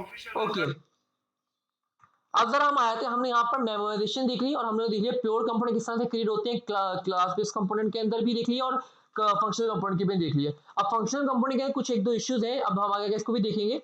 अभी हम आते हैं यहाँ पर कुछ और चीजों के ऊपर, और ये हमारे पास हो चुका है। इसके अलावा यहाँ पर देखिए, ये इन्होंने ऑल्टरनेटिव दे दिया था कि हम प्योर कंपोनेंट यूज कर सकते हैं, ये सब चीजें मैं यहाँ पर दिखा देता हूँ। यहाँ पर देखिए, ये वही सेम चीज़ ही हो रही है, मैं यहाँ से कंसोल क्लियर करूँ, वही हमने जो एग्जांपल देखी थी, ये देखिए आपके पास ग्रीटिंग वाला कंपोनेंट रिजल्ट, ये दो दफ़ा क्यों हो रहा है, वो सिक्योर उसकी वजह से हो रहा है, उसको इग्नोर कीजिएगा। तो और अब जब मैं इसको भी प्रेस करता हूँ, क्लियर करता हूँ, अब यहाँ पर देखिए मैं इसको जब प्रेस करूँगा तो मेरे पास वो रीएंटर नहीं हो रहा, ठीक है। ऑल्टरनेटिव्स क्या, migrating from pure component class to a function, ठीक है। अब यहाँ पर देखिए, ये इनका वही इन्होंने क्लास कंपोनेंट बनाया हुआ था, अब यहाँ से माइग्रेट करें किसमें, क्लास कंपोनेंट के अंदर, तो ये क्लास कंपोनेंट से फंक्शनल कंपोनेंट के अंदर आ रहे हैं, तो अब इन्होंने देखा हम मेमो यूज किया हुआ है, अब इन लोगों ने इस तरह से किया, आप इस तरह से भी कर सकते हैं, ठीक है, आप इस तरह से भी कर सकते हैं, दोनों काम सेम ही है, मैंने बोलता ना दो चॉइसेस आपके पास, इस तरह से कर लें आप, और आपको ये सही लग रहा है, नहीं तो आप कुछ इस तरह से कर सकते हैं। अब इसमें इन्होंने क्या किया हुआ है, यहाँ पर अगर मैं दिखाऊँ आपको, और यहाँ पर मैं एक्सपोर्ट डिफॉल्ट भी पीछे लिख देता हूँ, एक्सपोर्ट डिफॉल्ट, डिबगर नहीं, डिफॉल्ट, तो अच्छा इसमें कॉन्स नहीं लगाना आपको, यहाँ पे इस तरह से अच्छा मेमो लगाया हुआ तो इसके काम करेंगे, इसको मैं यहाँ पे कॉन्स करता हूँ, और नीचे यहाँ पे आके एक्सपोर्ट डिफॉल्ट यूज कर लेता हूँ, एक्सपोर्ट डिफॉल्ट, और ग्रीड अपने कंपोनेंट का नाम लिख दें यहाँ पर, फॉर्मेट से, सॉरी ग्रीटिंग करा हुआ, हम इसको ग्रीट बनाएंगे, हमने ग्रीट रखा हुआ उसका नाम, ठीक है। तो आप लोग इस तरह से भी कर सकते हैं। इन्होंने क्या किया, इन्होंने यहाँ पर एक, आप लोगों को याद है जब मैंने जावास्क्रिप्ट पढ़ाए थे, जावास्क्रिप्ट के अंदर मैंने आपको 2-3 तरह के फंक्शन बताए थे। एक रेगुलर फंक्शन जो कि हम फंक्शन कीवर्ड को यूज करते हैं, एक फंक्शन, एक आपका एरो फंक्शन, और एक तीसरा फंक्शन मैंने ये तरीका बताया था कि आप अपना फंक्शन इस तरह नॉर्मल, ये आप इन्होंने क्या किया, इन्होंने एक फंक्शन ही बनाया हुआ है, ठीक है, इन्होंने एक फंक्शन ही बनाया हुआ है किसी भी नाम का यहाँ पर, ठीक है। और इसको इन्होंने क्या किया, इसके इस पूरे फंक्शन की डेफिनेशन को, डिक्लेरेशन को इन लोगों ने मेमो के अंदर रैप कर लिया है और फिर उसको एक अलग वेरिएबल के अंदर स्टोर करवा दिया है, और देन उसको यहाँ से एक्सपोर्ट करवाने, तो मर्जी आपकी, ये करो या वो करो, मर्जी आपकी, जिस तरह आपको बेहतर लगे, ठीक है। मेरे ख्याल से पहला वाला तरीका ज़्यादा बेटर है, ज़्यादा ईजी है, तो आपकी चॉइस है, जिस तरह मर्जी करें, ठीक है। अभी मैं इस वाले को कमेंट आउट कर रहा हूँ यहाँ पर, और मैं यही रहने देता हूँ। तो अब यहाँ पर देखिए फंक्शन कंपोनेंट के अंदर भी हम इसको कर रहे हैं कॉल, तो वहाँ पर ये देखो बार बार रीएंटर हो रहा है, ठीक है, देखिए दफ़ा हो चुका है। क्लियर करता हूँ, उसमें चेंजेस करूँगा तो मेरे पर रीएंटर नहीं हो रहा, ठीक है। तो ये चीज़ हमने यहाँ पे देख ली। अब जरा हम आए थे यहाँ से, हम कहाँ पर आते हैं, अब हमारे पास 2 हुक्स हैं जो कि मैंने बोला था हम हुक्स पढ़ेंगे। हम आज पढ़ते हैं, अब कंटिन्यू करते हैं आगे। अपने पास यूज यूज मेमो हुक। अब यूज मेमो वापस क्या काम करी, इसको थोड़ा देख लेते हैं। अब अगेन हमारे पास एक और हुक है यूज मेमो के नाम से, the React use memo hook returns a memoized value. अब क्या मतलब है इसका, ठीक है, और ये कहाँ किस सिनेरियोस के अंदर यूज होती है, इसको जरा देख लेते हैं, ठीक है। पहले इसी एग्जांपल को देखते हैं, काफी अच्छी एग्जांपल दी हुई यहाँ पर। Think of memorization as caching of a value so that it does not need to be recalculate. अब सपोज कर लें, मैं एग्जांपल देता हूँ, आपके पास एक कंपोनेंट है और उस कंपोनेंट के अंदर आपके पास एक कोई ऐसा, एक ऐसी हम कोई कैलकुलेशन परफॉर्म करवा रहे हैं जो कि आपको लग रहा है कि बहुत ही टाइम कंज्यूमिंग है। सपोज कर लें, यहाँ पर मैं एग्जांपल दे दूं, मेरे पास एक प्रोडक्ट की लिस्ट है, ठीक है, मेरी यूआई के ऊपर प्रोडक्ट की लिस्ट आ रही है, ठीक है, और फिर मेरे पास एक थाउजेंड्स ऑफ प्रोडक्ट्स आ रहे हैं, ठीक है, थाउजेंड्स ऑफ प्रोडक्ट्स आ रहे हैं, ठीक है, और जो कि मैं सबको यूआई में शो करवा रहा हूँ, ठीक है, और मेरे को एक सर्च बार दिया हुआ है, ठीक है, और सर्च बार के अंदर मैं कर रहा हूँ, मैं कुछ ना कुछ टाइप प्रोडक्ट सर्च कर रहा हूँ, ठीक है, और उसको मैं किसी न किसी स्टेट के अंदर शो करवा रहा हूँ। तो जब मैं कोई सपोज करो टाइप करता हूँ आईफोन, तो आईफोन वाले प्रोडक्ट जो है उस मेरे प्रोडक्ट के एरे के अंदर से वो फिल्टर करेगा उस एरे के अंदर से, और मुझे वो शो करवा देगा मेरे यूआई के अंदर, ठीक है। और साथ में ही अब इस तरह के सिनेरियो के अंदर हमारे पास वो जो कैलकुलेशन हो रही होगी फिल्ट्रेशन वाली, वो बिल्कुल ठीक हो रही होगी, ठीक है। वो ठीक होने का क्या मतलब है, उसको जरा समझाता हूँ आगे। और देन उसके बाद एक मेरे पास एक और स्टेट है जो कि एक अलग स्टेट है जिसके से कोई कंसर्न नहीं है, वो कोई भी स्टेट है, वो काउंटर इंक्रीज करने की है, कोई भी अलग स्टेट बनी हुई है जिसका मेरी कंपोनेंट, मेरी जो फिल्ट्रेशन वाली लॉजिक है उससे कोई कंसर्न, कोई ताल्लुक नहीं है। मेरा जो फिल्टर वाला कंपोनेंट है जो कि मैं लॉजिक परफॉर्म करा रहा हूँ, उसके अंदर एक एरे को फिल्टर आउट करवा रहा हूँ उसके अंदर से, डिपेंड ऑन जो भी मैंने सर्च बार के अंदर लिखा हुआ उस स्ट्रिंग के हिसाब से, ठीक है। उसके उस मेरे पास जो स्टेट है उसका उससे कोई लिंक ही नहीं है। बट जब जब मैं उस स्टेट को चेंज कर रहा हूँ तब तब मेरे पास वो जो मेरा फंक्शन है जो फिल्टर आउट कर रहा है वो दोबारा से क्या हो रहा होगा, रिक्रिएट हो रहा होगा, ठीक है। तो इस चीज को रोकने के लिए हम इसको यूज कर सकते हैं, मैं इसको जरा समझाता हूँ एग्जाम्पल के थ्रू, प्रैक्टिकल इंप्लीमेंटेशन के थ्रू। ये मेरे पास यूज मेमो का आ गया, ठीक है, ठीक है। आप जरा आते हैं पहले इनकी एग्जाम्पल देख लेते हैं, रन करते हैं एग्जाम्पल को, और यहाँ पर हम जरा, मैं इसको यहाँ पर F12 प्रेस कर लेते हैं, और मैं यहाँ पर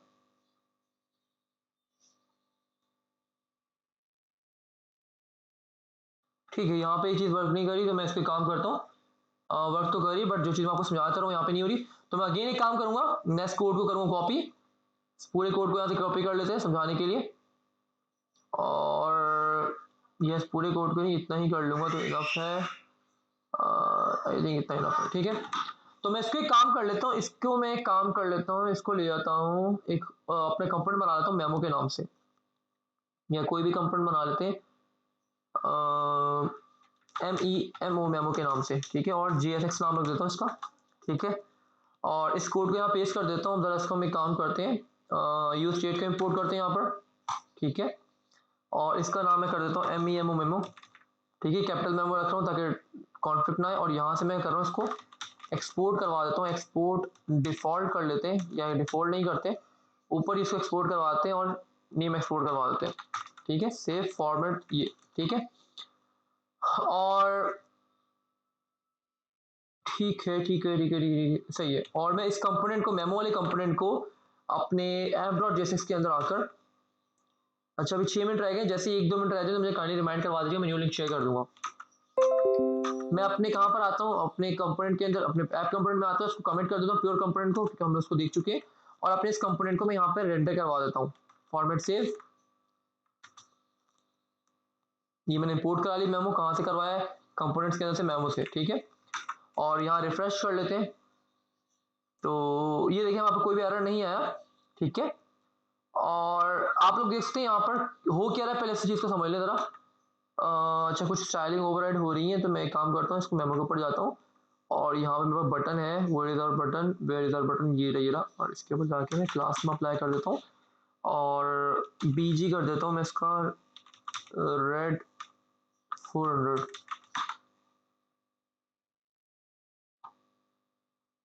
ऐड टू डू के ऊपर भी जाके ये काम करते हैं, इसके ऊपर मैं क्लास से, क्योंकि मैंने टेलमेंट को यहाँ लिंक करवाया है, उसकी वजह से आपको थोड़े इश्यू फेस करने को मिल सकते हैं कि आपकी डिफॉल्ट जो एचटीएमएल की स्टाइलिंग है वो ओवरराइड हो रही है। खैर ये ले रिफ्रेश करो, ठीक है। तो अब यहाँ पे हो क्या रहा है, पहले इसको समझ लेते हैं कोड कर क्या रहा है, फिर उसके बाद हम इसके आते हैं इसके इशू के ऊपर।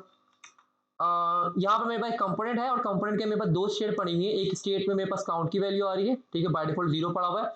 और एक स्टेट में मेरे पास सेट टू डू आ रहा है, ठीक है, जो कि एम्प्टी एरर रखा हुआ है यहाँ पर, ठीक है। और 2 मेरे पास फंक्शन बने हुए हैं, एक इंक्रीमेंट का, ठीक है, उसके मैं काउंट को इंक्रीज कर रहा हूँ, जो कि हमने पहले भी देख चुके हैं, ठीक है। और इसके अलावा मेरे पास एक ऐड टू डू का फंक्शन है, ठीक है, जिससे मैं क्या कर रहा हूँ, सेट टू डूज जो प्रीवियस टू डूज हैं उसको मैं यहाँ पे स्प्रेड करवा रहा हूँ और एक नया टू डू उसके अंदर ऐड करवा रहा हूँ, जो कि मुझे कहाँ पे ट्रिगर हो रहा है फंक्शन ऐड टू डू। अगर आप देखिए तो इस ऐड टू डू के बटन के ऊपर ये फंक्शन कॉल हो रहा है, ठीक है। और ये कर रहा है उस टू डूज के अंदर जो भी प्रीवियस टू डूज पड़े होंगे उसके अंदर हर बारी में एक न्यू टू डू वाला स्ट्रिंग ऐड करवा रहा है। और देन आपको मैं यहाँ पे दिखा भी देता हूँ, लॉग टू डूज, और यहाँ पे आके मैं टू डूज को कर लेता हूँ प्रिंट, फॉर्मेट सेव, रिफ्रेश। तो आप लोग यहाँ पे देख सकते हैं, ये देखिए आपको ये जो आपको टू डूज है, ठीक है, आप लोग एक चीज ऑब्जर्व गौर से कीजिएगा,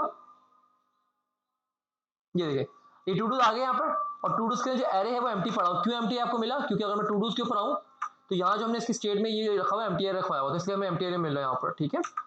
तो यहाँ पे मैं क्या कर रहा हूँ, मैं बोल रहा हूँ सेट टू डूज के अंदर मैंने इसको जो ऐड टू डू जब मैं करूंगा तो ये करेगा प्रीवियस टू डू को, ये जो यहाँ पे प्रीवियस टू डूज का ठीक है, मतलब क्या है, प्रीवियस टू डूज, आप उसको कुछ भी नाम दे सकते हैं अपने हिसाब से। मैं प्रीवियस टू डूज को यहाँ लाके स्प्रेड करवा दूंगा, तो ये करेगा प्रीवियस टू डू जितने भी होंगे उस एरे के अंदर, उस एरे के अंदर फर्स्ट टाइम पे कोई टू डू होगा ही नहीं, यहाँ पर ये देखो एम्प्टी एरे पड़ा हुआ है, तो यहाँ से कोई एरे कोई टू डू होगा नहीं, इसको जाके स्प्रेड करवा देगा, कोई भी एलिमेंट यहाँ पे नहीं मिलेगा। और नेक्स्ट टाइम कमांड आके एक न्यू एलिमेंट इसके अंदर ऐड करवा देगा, ठीक है, सेव करवा रहा हूँ। और जो भी एलिमेंट होगा उसके अंदर सेट टू डू के सेट भी करवा देगा, तो मुझे वो टू डू के अंदर मिल जाएगा यहाँ पर, ठीक है।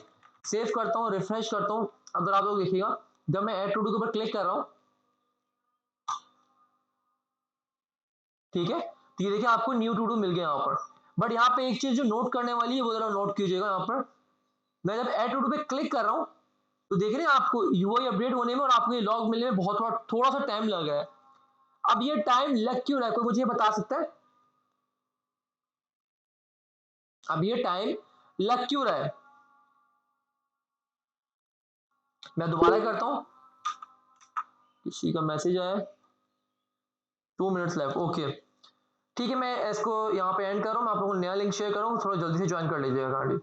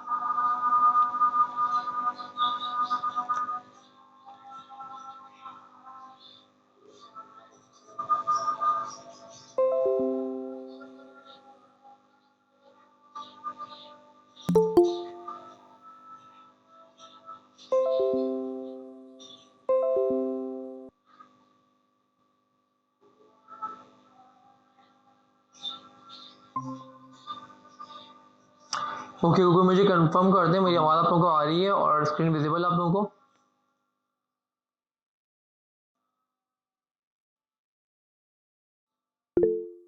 जी ओके, सो कंटिन्यू करते हैं, या मैं इसको दोबारा रिफ्रेश करके दिखाता हूँ आप लोगों को।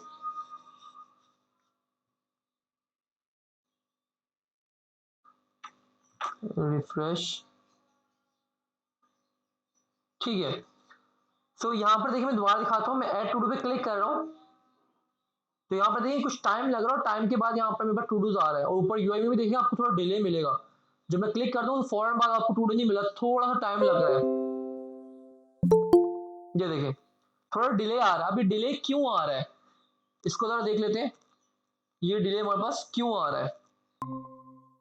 ठीक है, इशू आप लोगों को यहाँ पे दिख गया होगा इस एग्जांपल के अंदर कि इशू हमारे पास क्या आ रहा है। मैं अगर यहाँ पे दोबारा से, मैं यहाँ पे दोबारा एक दफा दिखाता हूँ, आप लोग इसको दोबारा ऑब्जर्व कर लें कि हमारे पास इशू यहाँ पे इस एग्जांपल के अंदर ये आ रहा है कि हमारे पास जो टू डूज है, मैं ऐड टू डू पे क्लिक कर रहा हूँ, तो कुछ टाइम के बाद जाकर मुझे यूआई के अंदर दिखा रहा हूँ, तो कुछ डिले नजर आ रहा है। दोबारा क्लिक करता हूँ, कुछ डिले के बाद मुझे ये टू डू मिला यहाँ पर। ठीक है, तो ऐसा क्यों हो रहा है, और ये जो लॉजिक है किस तरह वर्क करी है, देखो अब दो टू डूज प्रीवियस पड़े हुए यहाँ पर, तो ये यहाँ पर आएगा, प्रीवियस टू डूज में दो टू डूज मिले होंगे इसको, तो ये करेगा, ये थ्री डॉट से कर रहे हैं, दो टू डूज को यहाँ से कॉपी करेगा, कॉपी करके यहाँ पे लाकर इस तरह से स्प्रेड करवा देगा, और फिर उसके बाद कॉमा करके यहाँ पर ये टू डू को ऐड कर देगा, और फिर इस पूरे एरे को यहाँ पर सेट करवा देगा इसके अंदर, और तब आपको यहाँ पे तीन टू डू मिल जाएंगे इस तरह से यूआई के अंदर, क्योंकि नीचे मैंने इसके ऊपर टू डूज के एरे के ऊपर मैंने यहाँ पे लूप करवाया हुआ है। ठीक है, और उसको टू डू को मैं शो करवा रहा हूँ, तो ये इस तरह से बिहाइंड द सीन इस तरह से स्प्रेड करवा रहा होता है। ठीक है, तो अब इतना डिले यहाँ पे आने का रीजन क्या है उसको जरा देखते हैं यहाँ पर। ठीक है, इसके अलावा एक ही ऐड टू डू वाला फंक्शनलिटी यहाँ पर है, उसके अलावा एक फंक्शनलिटी क्या है, ये प्लस के बटन के ऊपर क्लिक कर रहा हूँ। ठीक है, तो प्लस के बटन पे क्लिक करने पर यहाँ पे आप जो गौर से देखिएगा, ये जो मेरे पास जीरो है ये इंक्रीमेंट होगा, ये हुआ वन, वन हो गया। अब यहाँ पे आप देख रहे हैं यहाँ पे डिले आ रहा है, यहाँ पे भी डिले आ रहा है, क्यों डिले आ रहा है, ये देखो टू कर रहा हूँ, टू हो रहा है। ठीक है, तो यहाँ पे ऐसा क्यों हो रहा है, जरा इसको समझते हैं। ये तो मैं डिव वाला एक सिंपल सा हमने कोड समझ लिया क्या हो रहा है जो भी है। अब जरा आते हैं, मैंने एचआर लगाया हुआ है और यहाँ मेरे पास काउंट है, और बटन के क्लिक के ऊपर मैं इंक्रीमेंट करवा रहा हूँ। ठीक है, बटन के क्लिक के ऊपर मैं करवा रहा हूँ, इंक्रीमेंट करवा रहा हूँ। ठीक है, यहाँ पर इंक्रीमेंट का फंक्शन के ऊपर आते हैं, और मेरे पास जो भी मेरे पास काउंट पड़ा होगा उसके मैं प्लस वन कर दूंगा, सिंपल सा। ठीक है, कोई बड़ी बात नहीं है। यहाँ पे जो इश्यू आ रहा है वो सिर्फ इश्यू किसकी वजह से आ रहा है, वो इश्यू इस फंक्शन की वजह से आ रहा है। और अगर मैं इसको यहाँ पर आऊँ कमेंट कर दूँ, ठीक है, और इसको भी मैं यहाँ से हटा दूँ, अभी आप देखिए सारा इश्यू इसकी वजह से हट जाएगा। रिफ्रेश करता हूँ, देखिए फौरन फौरन आपकी यूआई भी अपडेट होगी, देखो फौरन से कोई डिले नहीं आ रहा, सब फ्रीक्वेंटली चल रहा है। देख रहे हो, ऐड पे क्लिक कर रहा हूँ, ऐड भी बिल्कुल सही चल रहा है, फटाफट भाग रहा है। तो ऐसा क्या था फंक्शन के अंदर भाई कि जितना डिले आने लग गया था हमारे पास, उसके अंदर कुछ ये था। बस फंक्शन को आ जाते हैं, इसको मैं ओपन करता हूँ, इसको अनकमेंट करता हूँ, इसको भी अनकमेंट करता हूँ, और जरा इस एक्सपेंसिव कैलकुलेशन वाले फंक्शन के ऊपर आते हैं। ये एक्सपेंसिव कैलकुलेशन, ठीक है। अब ये फंक्शन कर क्या रहा है, ये मेरे से एक नंबर ले रहा होगा, और नंबर में क्या पास कर रहा हूँ, जहां मैं इसको कॉल कर रहा हूँ काउंट पास कर रहा हूँ, ये काउंट। ठीक है, तो यहाँ पर आए थे, और यहाँ पर नम जो है, नम के अंदर मैं क्या कर रहा हूँ, अब यहाँ पे जरा गौर से देखिएगा, ये इसको काउंट कर लिया, मेरे ख्याल में 1 बिलियन या कुछ इस तरह से जा रहा हूँ, मिलियन के अंदर कुछ पता नहीं कितना है, मुझे नहीं पता कितनी दफा ये लूप आइटरेट हो रहा है। ये आप लोगों की एक हैवी कंप्यूटेशन, एक हैवी एक्सपेंसिव कैलकुलेशन करने का एक डमी इस तरह से फॉर लूप लगा के दिखा दिया, ताकि इसमें टाइम लग सकता है, इतनी ज्यादा आइटरेशन करने में टाइम लग सकता है। ठीक है, तो एक तरह से आपकी क्या एक्सपेंसिव कैलकुलेशन होगी। ठीक है, तो अब हो क्या रहा है यहाँ पर, मैं जरा बता दूं, यहाँ पर एक्सपेंसिव कैलकुलेशन में यहाँ से क्या पास कर रहा हूँ, एक काउंट पास कर रहा हूँ। तो अगर मैं यहाँ पे कोलैप्स कर दूं, तो ये मैं यहाँ से काउंट पास कर रहा हूँ। ठीक है, और यहाँ पर मैंने कैलकुलेटिंग वाला ये देखो लिखा भी हुआ है यहाँ पर। ठीक है, थ्री डॉट लगा, ये लॉग मैंने सिंपल सा दिखाया ताकि आप लोगों को जब भी फंक्शन कॉल हो आप लोगों को पता चल जाए। और फिर उसके अंदर आगे मैंने यहाँ पे लूप लगाया, और लूप मैंने कितनी बार चलाया आपको इसको जरा देख लें। ठीक है, और यहाँ पे मैं क्या कर रहा हूँ कि जो नम मेरे पास लिखा हुआ है, ठीक है, हर बारी में जितनी दफा ये लूप चलेगा, गौर से देखिएगा इस चीज को, जितनी बारी ये लूप चलेगा, ठीक है, उतनी बारी में क्या कर रहा हूँ, जो भी मेरे पास नम की वैल्यू होगी उसके अंदर मैं इंक्रीमेंट करवाता जाऊंगा वन का हर बारी के अंदर। ठीक है। सपोज कर लो अगर 1000 दफा ये लूप चला है, मुझे इसका पता नहीं कितने जीरो में काउंट नहीं कर रहा अभी फिलहाल, तो 1000 दफा ये चला है तो 1000 दफा लूप चलेगा और 1000 दफा हर बारी में 1 1 इंक्रीमेंट हो के कहाँ चला जाएगा, नम के अंदर स्टोर होता जाएगा। या आप इस तरह से लिख लें या फिर आप इस तरह से लिख लें, नम प्लस कर दे, बात दोनों सेम ही है, ठीक है। इस तरह कर ले, इस तरह कर ले। तो यहाँ मैं क्या कर रहा हूँ, मैंने यहाँ से पास किया था, ठीक है, काउंट वाली वैल्यू, और वो मुझे यहाँ मिल गई होगी। मैं यहाँ पे दिखा भी देता हूँ लॉक करके, नम सेव करता हूँ और रिफ्रेश करता हूँ, तो अब यहाँ पे देखते हैं आपको जीरो मिल रहा है, क्योंकि जीरो हमने इनिशियल स्टेट पे रखा हुआ है, ये देखो जीरो मिल गया यहाँ पर, ठीक है। तो ठीक है, यहाँ पे जीरो मिल चुका है। और यहाँ पर अब आप लोग और कीजिएगा कि अगर मैं फॉर लूप के आइटरेशन के बाद अगर यहाँ पे लॉक करवाऊँ, जस्ट आप लोगों को दिखाने के लिए यहाँ पर कि अब आपको नम में क्या मिलेगा। मैंने एक ऑब्जेक्ट बना दी, की वैल्यू दोनों सेम रख रहा हूँ, की भी इसकी नम होगी, वैल्यू में क्या चलेगा, नम मेरे पास होगा। रिफ्रेश करता हूँ यहाँ पे आके, यहाँ पर रिफ्रेश, और आप लोग यहाँ पर देखिएगा, ये देखिए यहाँ पे आपको नम में क्या मिल चुका है, 1 मिलियन है कितने यार, ये पता नहीं जो भी है अब इस, ठीक है। तो यहाँ पे आए थे और ये मुझे यहाँ पे मिल रहा है। अभी यहाँ पे वैल्यू किस तरह, क्योंकि मैंने तो ऊपर जीरो रखा हुआ था जब मैं इसको कॉल कर रहा था, बट यहाँ पे इतना ये कैसे बढ़ चुका है, क्योंकि मेरा जितनी दफा लूप चलेगा हर बारी में जीरो के अंदर, बाय डिफॉल्ट जीरो था ना, जीरो के अंदर हर दफा उतनी दफा लूप चलेगा और हर दफा आपको 1 ऐड करता है करते करते, और जितने दफा लूप चल चुका है एट द एंड वो नम के अंदर आपको वैल्यू मिल जाएगी, ठीक है। और उसी वैल्यू को मैं यहाँ से रिटर्न करवा रहा हूँ। अब जो वैल्यू मैं यहाँ से रिटर्न करवाऊंगा वही मुझे यहाँ पे इस कैलकुलेशन के अंदर मिल रही होगी, ठीक है। अगर मैं आपको लॉग करके दिखाऊं भी यहाँ पर कैलकुलेशन के अंदर आपको क्या मिल रहा है, तो आप यहाँ पे देख सकते हैं कि आपको कैलकुलेशन के अंदर वही वैल्यू मिल रही होगी। रिफ्रेश, ये देखो कैलकुलेशन आपको वही वैल्यू मिल रही है, और इसी वैल्यू को कैलकुलेशन वाली वैल्यू को आप लोग क्या कर रहे हो, यहाँ पे आकर यूआई के अंदर इस तरह से कुछ रेंडर करवा रहे हो, जो कि आपको यहाँ पे दिख भी रही है, ठीक है। तो अब आप लोग, अच्छा अब ये इतना टाइम क्यों ले रहा है, जरा इसको अब आखिरी चीज को देखना। आपने मेरे कोड आप लोगों को समझा दी करके रहा सब कुछ, ठीक है, लॉग वगैरह करके भी सब चीजों से। अब जरा देखते हैं इतना टाइम ले क्यों रहा है। देखिए आपका जो जावास्क्रिप्ट है ये राइट है, जो आपके टॉप टू बॉटम एग्जीक्यूट हो रही है यहाँ से यहाँ से। अब जब यहाँ पर वो आई ना, तो यहाँ पर आकर ये एक्सपेंसिव कैलकुलेशन जो आइटरेशन है, जाहिर सी बात है कुछ ना कुछ टाइम ले रही होगी, ऐसा ही है, कुछ ना कुछ टाइम ले रही होगी। अगर हम यहाँ पर आए अपने ग्रिड वाली एग्जांपल के अंदर, और इसी को अगर मैं कॉपी कर लूँ यहाँ से कॉपी करूँ, और आप लोगों को और क्लियर बताने के लिए, और कहाँ पे चले जाऊँ, कहाँ पर मेमो के अंदर, मेमो कंपोनेंट के अंदर जाऊँ, और नम के बाद यहाँ पे भी इसको लॉक करवाऊँ, और कैलकुलेशन के बाद यहाँ पे भी इसको लॉक करवाऊँ, ठीक है। तो हमें खुद ही पता चल जाएगा कि भाई कितना टाइम ले रही है। जब हमने इसको कॉल किया, ये देखिए 1:11 और 14 सेकंड पे आपका फंक्शन ही कॉल हुआ था, और एट द एंड इस लाइन तक पहुंचने में जब तक पूरा फॉर लूप चलने में, इतनी दफा इटरेशन होने में कितना टाइम लिया, इसने 2 सेकंड का टाइम लिया। यहाँ पर देखो आप लोग, 14 से स्टार्ट और 16 तक गया है, ठीक है, क्योंकि आपको देखो ना यहाँ पे नंबर मिल चुका है ना, ये वाला लॉग, ठीक है। तो आपको क्या है, इसने 2 सेकंड का टाइम लिया। तो उस 2 सेकंड तक, जब जाहिर सी बात ये आपका जो फंक्शन है 2 सेकंड एग्जीक्यूट होने से टाइम लिया, तो जाहिर उस वो वेट किया, और वेट करने के बाद फिर आपका नीचे आया, और नीचे आने के बाद आपकी पूरी की पूरी ये जो यूआई है वो अभी क्या हुई है, रेंडर हुई है यहाँ पर। तो इसलिए थोड़ा सा आपको डिले फील हो रहा होगा। मैं यहाँ पे रिफ्रेश करूंगा, आप लोग देखिएगा कि ये जो चीज है ना, ये आपको ये फौरन से मिल जाएगा ये वाला लॉग, बट ये लॉग और ये वाला टू डूज वाला लॉग मैंने कहा किया हुआ है, ये रहा लॉक किया हुआ टू डूज वाला। तो इसको मिलने में आपको कुछ ना कुछ टाइम लगेगा। क्यों टाइम लगेगा वो आप लोग देख सकते हैं, ये देखिए ये फौरन से आपको मिल जाएगा यहाँ पर, बट ये थोड़ा टाइम लेके आएगा। ये देखो अब आया यहाँ पर, और क्योंकि ये थोड़ा टाइम ले रहा है कैलकुलेशन परफॉर्म करवाने में, इसलिए आपको यहाँ पर डिले भी मिल रहा है, ठीक है। अब देखिए दोबारा से मैं जब ऐड टू डू पे क्लिक करूंगा, मैं इसको क्लियर कर रहा हूँ, ऐड टू डू पे क्लिक किया, ये देखिए देख रहे 28 से स्टार्ट हो 29 तक आपको 1 मिनट का फिर टाइम दिया, फिर इससे थोड़ा डिले आया, क्योंकि अब जरा इसको दोबारा देखिए, हम लोग दोबारा इसको ऑब्जर्व करते हैं। मैंने जब ऐड टू डू के ऊपर क्लिक किया, ठीक है, तो ऐड टू डू पे क्लिक किया, ऐड टू डू पे क्लिक करने पर क्या हो रहा है, ये फंक्शन जब मैंने ट्रिगर किया कहां पर, इस बटन की क्लिक के ऊपर मैंने इस फंक्शन को कॉल किया। इस फंक्शन के अंदर मैं क्या कर रहा हूँ, स्टेट को अपडेट कर रहा हूँ, ठीक है, यही कर रहा हूँ ना, प्रीवियस स्टेट को अपडेट कर रहा हूँ। तो स्टेट अपडेट होगी तो कंपोनेंट क्या होगा, आपका रीरेंडर होगा। तो रीरेंडर होगा, दोबारा से क्या होगा, आपकी कैलकुलेशन वाली जो लाइन है दोबारा से एग्जीक्यूट होगी। तो कंपोनेंट रीरेंडर होने का मतलब क्या, दोबारा से कोड सारा का सारा रिक्रिएट होगा, आपको दोबारा से कोड एग्जीक्यूट होगा दोबारा, ठीक है। तो ये एक्सपेंसिव कैलकुलेशन वाला जो फंक्शन दोबारा से ट्रिगर होगा। यहाँ पर देखिए आपको दोबारा से लॉग मिला कैलकुलेटिंग वाला, और ये कैलकुलेटिंग वाला लॉग कहाँ पर है, ये इसके अंदर पड़ा हुआ ये रहा, ठीक है।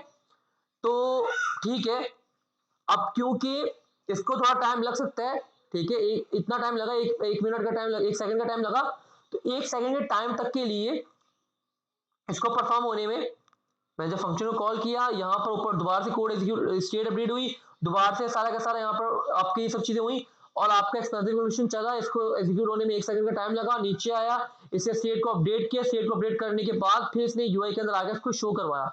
तो इसलिए आपको यहाँ पर थोड़ा सा डिले देखने को मिल रहा है, जस्ट बिकॉज ऑफ वो दिस एक्सपेंसिव कैलकुलेशन फंक्शन। ठीक है, अब मैं दोबारा क्लिक करता हूँ, देखिएगा आप लोग यहाँ पे जरा,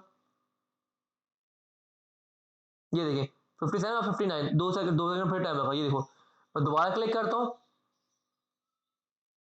ये देखिए फिर 2 सेकंड का टाइम लगा, ठीक है। तो इसकी वजह से आपको डिले भी मिल रहा है यहाँ पर, ठीक है। मैं क्लियर कर रहा हूँ, अगर मैं ऐड के ऊपर आता हूँ, अब यहाँ पर एक चीज समझने वाली है, अगर आप और करें तो ये एक्सपेंसिव कैलकुलेशन में जो भी हम काम कर रहे हैं उसका इस ऐड टू डूज के साथ कोई कंसर्न नहीं है। अगर आप और करें एक्सपेंसिव कैलकुलेशन की लॉजिक के साथ, हमारा ऐड टू डूज वाले दिस डिफ के साथ कोई भी यूआई से कोई कंसर्न नहीं है, ये बिल्कुल एक सेपरेट चीज है, इसमें कोई ऐसा काम हम नहीं यूआई में शो करवा रहे इस सेक्शन के अंदर जो कि इस एक्सपेंसिव कैलकुलेशन के ऊपर डिपेंड कर रहा हो, ठीक है। बट फिर भी हमारे पास, क्योंकि एक्सपेंसिव कैलकुलेशन वाला फंक्शन हमारे कंपोनेंट का पड़ा हुआ है, तो हमारा जो ऐड टू डूज वाला लॉजिक है उसमें भी डिले आ रहा है, ये देखिए, ये देखिए। बट अगर मैं बात करता हूं यहाँ पर नीचे काउंटर वाली एग्जांपल की, इसी के नीचे एक्सआर के नीचे जो मेरे पास है, ऐड पे क्लिक कर रहा हूं प्लस वाले बटन के ऊपर, हाँ यहां पर जो हमारे पास इंक्रीमेंट हो रहा है काउंट के अंदर 1 आ रहा है, और एक्सपेंसिव कैलकुलेशन आपका फंक्शन ट्रिगर हो रहा है, और फिर आपको ये यूआई में दिख रहा है, ये डिपेंड कर रहा है किसके ऊपर, एक्सपेंसिव कैलकुलेशन के ऊपर। क्यों? क्योंकि अगर मैं यहाँ पे नीचे आता हूँ इस डिफ के बाद, इस एचआर के बाद यहाँ पर, तो यहाँ पर देखो आपको काउंट इंक्रीज होने के बाद मिल रहा है यहाँ पर स्टेट, अब मैं यहाँ पे हो क्या रहा है, इंक्रीमेंट वाला फंक्शन चलता है, बटन क्लिक के ऊपर, ऐड वाले बटन के ऊपर, यहाँ पर ऐड वाले बटन के ऊपर क्लिक करने पर इंक्रीमेंट का फंक्शन चला, स्टेट अपडेट हुई, सेट काउंट कर रहे हो, उसमें करो वैल्यू सेट करवा रहे हो, स्टेट अपडेट होगी, ऑब्वियस सी बात है, स्टेट अपडेट हुई है तो आप वही काउंट यहाँ पे शो भी करवा रहे हो, ये देखो यहाँ पर। बट उसके बाद ये जो एक्सपेंसिव कैलकुलेशन वाला सेक्शन है, यहाँ पे भी करवा रहे हो, ई कैलकुलेशन को आप लॉग भी करवा, प्रिंट भी करवा रहे हो, और ये जो कैलकुलेशन है ये आपको किस पे डिपेंड कर रही है, ये आपके इस एक्सपेंसिव कैलकुलेशन वाले फंक्शन के ऊपर डिपेंड कर रही है। और वो कब कब आपके पास ट्रिगर होना चाहिए, वो तब तब आपके पास ट्रिगर होना चाहिए जब जब आपके पास क्या हो, काउंट की वैल्यू चेंज हो। गौर से सुनिए इस चीज को, ये फंक्शन कब कब ट्रिगर होना चाहिए, जब जब आपके पास काउंट चेंज हो। अगर मैं टू डूज वाली स्टेट को चेंज कर रहा हूं, ठीक है, तो ये आपके पास कैलकुलेटिंग वाला फंक्शन दोबारा दोबारा एग्जीक्यूट नहीं होना चाहिए। क्यों? क्योंकि इसमें ये तो डिपेंड सिर्फ काउंट के ऊपर कर रहा है, ऐड टू डूज वाली स्टेट पे डिपेंड कर ही नहीं रहा है, ये इसकी जो डिपेंडेंसी है जिसे भी रिलाई कर रहा है वो सिर्फ काउंट की वैल्यू के ऊपर डिपेंड कर रहा है, ऐसा ही है, ये देखो ना, सिर्फ इसमें हम कहीं टू डूज वगैरह तो पास नहीं करना, उस पर काम कर रहे हैं, ठीक है। तो टू डूज के चेंज होने पर हमारा फंक्शन दोबारा से रिक्रिएट नहीं होना चाहिए, ये फंक्शन एग्जीक्यूट नहीं होना चाहिए। अगर ये फंक्शन एग्जीक्यूट नहीं होगा टू डूज के ऐड करने के केस के अंदर, तो हमारे पास ये वाला डिले भी नहीं आएगा, क्योंकि वो फंक्शन तो एग्जीक्यूट होगा ही नहीं, तो वो टाइम जो 2 सेकंड हमारे को लग रहा था वो टाइम भी नहीं लगेगा, और हमारे को ये जो टू डूज वाला एरे है ये भी जल्दी से हमारे को यूआई अपडेट होकर मिल जाएगी, ना कितना टाइम लेगी ये, ठीक है। हाँ बट यहाँ पर आने के बाद, क्योंकि यहाँ पर मैं स्टेट को अपडेट करवा रहा हूँ, इसको 2 इंक्रीज हुई स्टेट, तो यहाँ पर आपके पास एक सेंस बनता है, क्योंकि यहाँ पे सेंस क्यों बनता है, क्योंकि जब मैं स्टेट को अपडेट कराऊंगा टू डू अपने काउंट वाली स्टेट को, तो ये काउंट वाली जब स्टेट अपडेट होगी, जाहिर है काउंट की वैल्यू चेंज हुई है, तो अब जब काउंट की वैल्यू चेंज होगी तो मुझे दोबारा से एक्सपेंसिव कैलकुलेशन परफॉर्म करवानी पड़ेगी। इस सिनेरियो के अंदर मेरे पास एक अलग सीन है, ठीक है, यहाँ पर मेरी मजबूरी बन गई, क्योंकि मेरे पास काउंट जो है वो चेंज हुआ, तो मुझे एक्सपेंसिव कैलकुलेशन वाला फंक्शन दोबारा से ट्रिगर करवाना होगा, ताकि मुझे जो कैलकुलेशन वाली वैल्यू है वो अपडेटेड मिल जाए, यहाँ पर उसके अंदर 2 आ जाए, यहाँ पर वो 1000 2 दफा चले एग्जीक्यूशन। क्लियर होगी चीज, मतलब 1000 1 बिलियन दफा ही चलेगा आपके पास जितना भी है, ठीक है। ये पता नहीं कितनी, यार इसको देख ही लेते हैं,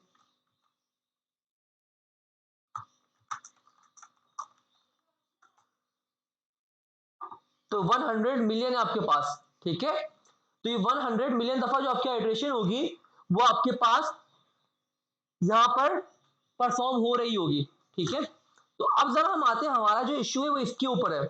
मैं कुछ अगर इस तरह से कर दूं कि भाई ये जो एक्सपेंसिव कैलकुलेशन है, ठीक है, ये कब कब आपके पास ये फंक्शन चले, जब जब सिर्फ ये काउंट की वैल्यू चेंज हो तब तक मेरे पास ये फंक्शन चले, उसके अलावा ये फंक्शन ना चले। मतलब कि जब ऐड टू डू वाला मेरा काम हो रहा है, ऐड टू डू की जो सेट टू डू वाली स्टेट अपडेट होगी, तब ये मेरे पास ट्रिगर ना हो, बस जब मेरे पास काउंट चेंज हो तभी मेरे पास ये चले। ठीक है, तो अगर मैं यहां पर आऊं, कहां पर आऊं, यहाँ पर, और ये जो मेरे पास एग्जांपल मैं यहाँ पे दिखा रहा था, इसी एग्जांपल को अगर नीचे आते हैं यहाँ पर, use memo to fix this performance issue, you can we can use the use memo hook to memo। अच्छा पहले इसको देख लेते हैं यहाँ पे क्या बता रहा, the use memo hook, इसको पढ़ते हैं यहाँ पर, the use memo hook only runs when one of its dependency update। ठीक है, this can be improve performance। अच्छा ये जो hook है हम परफॉर्मेंस के लिए यूज कर रहे होते हैं। This use memo and use callback hook are similar, the difference between use memo returns a memoized value and use callback returns a memoized function। अभी हम use memo पढ़ रहे हैं, use memo जो आपके पास वैल्यूज को मेमोराइज करता है, मतलब कैशे कर रहा होता है, और यूज कॉलबैक जो है वो फंक्शन को कैशे कर रहा होता है। इसको हम आगे जाके देखेंगे, पहले हम यूज मेमो को देख लेते हैं।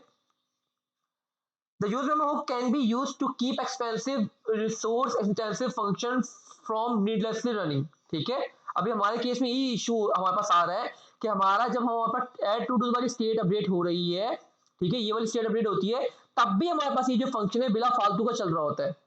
ठीक है, और बिना फालतू का चलने के, क्योंकि 2 सेकंड का टाइम ले रहा है एग्जीक्यूट होने में, तो उसकी वजह से मेरी जो यूआई है उसको रेंडर होने में थोड़ा टाइम लग रहा है, डिले आ रहा है। ठीक है, तो अब यहां पर देखिए, in this example we have an expensive function that runs on every render. ठीक है, जब जब आपकी स्टेट अपडेट हो रही है तो वो आपका फंक्शन जो बार बार रेंडर हो रहा है, रिक्रिएट हो रहा है। व्हेन चेंजिंग द काउंट और adding a to do you will notice a delay in the execution. ठीक है, हमने डिले भी देखा यहाँ पर। अ पुअर परफॉर्मेंस फंक्शन ये रहा, expensive calculation function run on every render. ठीक है, तो अब इशू हमारे पास ये आ रहा है, अब इशू को रिजॉल्व करने के लिए क्या करेंगे, to fix this performance issue we can use memo hook to memoize expensive calculation function। This will cause the function to only run when needed। ठीक है, जब हम यूज मेमो हुक को यूज कर लेंगे तो ये फंक्शन सिर्फ तभी एग्जीक्यूट होगा, तभी कॉल होगा, जब हमारे पास उस हमारी स्टेट जो हमने डिपेंडेंसी एरे के अंदर यूज मेमो के अंदर जो हमने स्टेट या पास की होगी, जब वो चेंज होगी तभी हमारे पास वो दोबारा से कैलकुलेट होगा, वरना से कैलकुलेट नहीं होगा। तो we can wrap the expensive function call with use memo. ठीक है, the use memo accept a second parameter to declare dependency to expensive function जो भी है। ठीक है, तो अब हमें क्या करना है, सिंपल सा ये चीज करनी है, इस कोड को मैं कॉपी करूंगा। अब इसी एक लाइन से हमारा देखिएगा कितना परफॉर्मेंस का इशू आ जाएगा, बेटर हो जाएगी परफॉर्मेंस। अब ये जो हमारा फंक्शन है इसको मैं कमेंट कर रहा हूँ, और मैं यहाँ पे आता हूँ, इसको मैं यहाँ पर मैं लिखूंगा यूज मेमो हुक। ठीक है, आपको यूज मेमो हुक यूज करना है, और यहाँ पर आपसे कोई दो चीजें लेगा, will only recompute the memoize value when one of the dependence has change. ठीक है, यहाँ पर देखिए फंक्शन आ गया, पहला आर्गुमेंट आपका फैक्टर फंक्शन आएगा, फंक्शन आ गया, दूसरा आपका डिपेंडेंसी एरे होगा। ठीक है, तो यहाँ पर आकर हम लोग क्या करेंगे, यहाँ पर आकर मैं इस तरह से कॉल बैक फंक्शन पास कर दूंगा, एरो फंक्शन, और जो आपका ये कैलकुलेट जो भी आपका एक्सपेंसिव कैलकुलेशन वाला फंक्शन था ये वाला, इसको कॉपी करो यहाँ से, कॉपी पेस्ट। ठीक है, और इसको मैं सेम इसी वेरिएबल के अंदर स्टोर करवा देता हूँ, कॉपी पेस्ट। ठीक है, और इसको मैं यहाँ से कट कर देता हूँ। ठीक है, और सिंपल इतना करता हूँ, सेव करता हूँ, और यहाँ पर मैं अगर इसको इतना करूँ, और अभी हम आते हैं यहाँ पर और वी पे आते हैं, रिफ्रेश करते हैं। अब जरा देखते हैं हमारी परफॉर्मेंस के लिए कुछ फर्क पड़ा है नहीं पड़ा। अभी मैंने एक मिस्टेक की है, बट हम फिर भी चेक करते हैं। ऐड कर रहा हूँ, देखिए अभी भी टू डूज के ऐड होने पर ये डिले आ रहा है और आपका कैलकुलेटिंग वाला फंक्शन दोबारा से ट्रिगर हो रहा है। ठीक है, मैं काउंट पे चेक करता हूँ, इसको क्लियर करता हूँ, काउंट पे क्लिक करता हूँ, ऐड पर दोबारा से फंक्शन ट्रिगर हुआ, ये ऐड पे करता हूँ, ऐड टू डू पे दोबारा से फंक्शन कैलकुलेट हो रहा है, और ये देखिए मतलब कि अभी भी यार हमारा काम सही नहीं चल रहा। हमने अपना यूज मेमो को यूज भी कर लिया, बट स्टिल हमारे पास इशू आ रहा है कि ऐड टू डूज वाले केस के अंदर हमारे पास दोबारा से फंक्शन क्या हो रहा है, कॉल हो रहा है, आपने देखा यहाँ पर। ठीक है, तो इशू ये है कि हमने यहाँ पर डिपेंडेंसी एरे नहीं पास किया, तो मैं सेकंड आर्गुमेंट यहाँ पास करूंगा एरे। अगर वो आप एम्प्टी एरे रख दोगे, ठीक है, अगर सिर्फ आप एम्प्टी एरे रख दोगे, मैं रिफ्रेश करता हूँ, ये डिपेंडेंसी एरे सेम आपका यूज इफेक्ट वाले डिपेंडेंसी एरे की तरह ही वर्क कर रहा होता है तकरीबन। ठीक है, अगर मैं इसको सेव करूँ, ठीक है, अब मैं ऐड टू डू करता हूँ, देखिए कितनी जल्दी से हो रहा है। ठीक है, मतलब हमारा इशू यहाँ तक तो हमारा इशू फिक्स हो गया। ठीक है, आपको देखो यहाँ पर बार बार इसको क्लिक करने पर मेरे पास कैलकुलेटिंग वाला फंक्शन दोबारा बार ट्रिगर नहीं हो रहा। ठीक है, कैलकुलेटिंग वाला फंक्शन मेरे पास दोबारा ट्रिगर नहीं हो रहा, बट अगर मैं यहाँ पे आता हूँ, क्या इशू आ रहा है यहाँ पर, आपके केस में अगर आप गौर से देखो तो इस पे भी क्लिक करने पर आपका ये जो अब इस केस में जब हमारा काउंट की स्टेट चेंज हो रही है, अब तो हमारे पास क्या होना चाहिए था कि हमारे पास फंक्शन को ट्रिगर होना चाहिए था, ठीक है। ये फंक्शन कॉल होता और इसमें अपडेट वैल्यू हमें यहाँ पे मिलती, ये देखो यहाँ पर आता, यहाँ पर कॉल होता और हमें लूप चलता और हमें उसके इंक्रीमेंट होकर मिलता और हमें यहाँ पे यूए शो हो जाता। बट अब हमारे पास ये चीज ब्रेक हो गई, हमारे यहाँ पे ये जो काउंट था इंक्रीज नहीं हो रहा। क्यों नहीं हो रहा? क्योंकि हमारे पास फंक्शन ट्रिगर ही नहीं हो रहा भाई, यहाँ पर कहीं फंक्शन में ट्रिगर ही नहीं हो रहा। डिपेंडेंसी एरे का मतलब क्या है कि अब अगर मैं डिपेंडेंसी एरे लगाता हूँ यहाँ पर तो उसका एम्प्टी डिपेंडेंसी एरे, तो इसका मतलब सिर्फ वो फर्स्ट टाइम पे ही चलेगा फंक्शन, दैट्स इट, ठीक है। तो फर्स्ट टाइम पे फंक्शन चला तो हमें ऐसे कैलकुलेट करके ये वैल्यू दे दी और वो हमने प्रिंट करवा दी यहाँ पर, ठीक है। बट उसके बाद ये नहीं चल रहा, तो अब इस इशू को फिक्स करने के लिए हमें वो वैल्यू, वो स्टेट या वो वैल्यू पास करनी होगी जिसपे ये फंक्शन डिपेंड कर रहा है। अभी के केस में आप देखते हैं आप काउंट पे डिपेंड कर रहा है, तो मैंने काउंट पास कर दिया। अब जब जब मेरे पास डिपेंडेंसी है, मतलब कि काउंट की वैल्यू जब जब चेंज होगी सिर्फ तब तब ही मेरे पास एक फंक्शन ट्रिगर होगा। अदरवाइज अगर टूडूज की वैल्यूज चेंज होती हैं तो ये फंक्शन ट्रिगर नहीं होगा। और हमारे पास जब मैं टूडूज ऐड टूडूज पे क्लिक करूंगा फंक्शन के ऊपर तो मेरे पास टूडूज ऐड तो होंगी बट मेरे पास डिले नहीं आएगा। डिले क्यों नहीं आया? क्योंकि मेरा फंक्शन दोबारा से ट्रिगर नहीं होगा ये वाला, ठीक है। सेव करते हैं, रिफ्रेश करते हैं और अब जरा देखते हैं, ये देखें कैलकुलेटिंग वाला फंक्शन फर्स्ट टाइम पे चला, बिल्कुल ठीक है चल गया। ऐड टू पे क्लिक करता हूँ, देख कहीं पे भी फंक्शन ट्रिगर नहीं हुआ और देखो कितना फास्ट आपका चल रही है, देख रहे हो कितना स्मूथ जल्दी जल्दी आपको यूआई अपडेट होकर मिल रही है, ठीक है। बिल्कुल सही है, अभी तक क्लियर करता हूँ इसको। अब जरा आते हैं इसके प्लस के ऊपर, ठीक है। देख रहे हो यहाँ पर भी इंक्रीमेंट हो गया और ये भी चेंज हुआ और आपको देखो कैलकुलेटिंग वाला फंक्शन भी दोबारा ट्रिगर हुआ है। बट अगर अभी मैं यहाँ पे ऐड टू पे क्लिक करता हूँ, ऐड टू पे क्लिक करने पर आप लोग यहाँ पे गौर से देखें कि आपकी काउंट वाली स्टेट तो अपडेट नहीं, वो तो पुरानी वन ही पड़ा उसके अंदर, ठीक है। तो ये दोबारा से आपको कॉल नहीं होगा, ठीक है। और आपको क्योंकि कॉल नहीं होगा उस बारी के अंदर, ठीक है, तो आपके पास ये जो है ये फॉर्म आपको अपडेट होकर मिल जाएगी। ये देखो add to do add to do add to do. But जैसे ही मैं इस प्लस के बटन के ऊपर क्लिक करूंगा, जैसे ही मेरी काउंट की स्टेट अपडेट होगी तो आपको देखो काउंट की स्टेट अपडेट हुई है। तो अब आपके पास ये देखो एक्सपेंसिव रेगुलेशन वाला फंक्शन दोबारा ट्रिगर होगा और आपको यहाँ पर यूआई मिल जाएगी अपडेटेड। ये चीज क्लियर है? अगर हमें अपने कंपोनेंट फंक्शनल कंपोनेंट के अंदर इस तरह का कोई काम आ जाता है कि जो कि आपको लग रहा है कि बहुत एक्सपेंसिव है, ठीक है, और वो हर स्टेट के अपडेट होने पर आप उसको रिकैलकुलेट नहीं करना चाह रहे हो ताकि इस तरह का कोई डिले ना मिले यूआई के अंदर, तो इस तरह के सिनेरियोज के अंदर आप यूज मेमो हुक को यूज कर सकते हो अपनी वैल्यू को मेमोराइज करवाने के लिए। क्लियर है? आयशा, मास, आयशा, साजिद और सैफ, कोई क्वेश्चन है तो आप लोग पूछ ले, नहीं तो हम अगली नेक्स्ट बुक पे चल रहे हैं यूज कॉल बैक के ऊपर और देन उसके बाद हम क्लास को वाइंड अप करेंगे। ओके, सो मैं यहाँ पे आया था और बाकी जो कमेंट्स वगैरह इनको मैं यहाँ पे कमेंट कर देता हूँ, इसको भी कमेंट कर देते हैं, इसको भी कमेंट कर देते हैं और बाकी बेशक रहें, इसका रिलेशन वाले को मैं हटा देता हूँ यहाँ से और दैट्स इट, इसको भी मैं यहाँ से हटा ही देता हूँ। तो दैट्स इट। ओके, तो ये हमारा था हमारे पास यूज मेमो हुक, ठीक है। ओके, यूज मेमो का आपको पता चल गया। अब जरा आते हैं यूज कॉल बैक के ऊपर, ठीक है। अब यूज कॉल बैक हुक हम क्यों पढ़ रहे होते हैं? ये भी हमारे पास क्या है, ये भी हमारे पास मेमोराइजेशन करवाने के लिए, कैशिंग करवाने के लिए।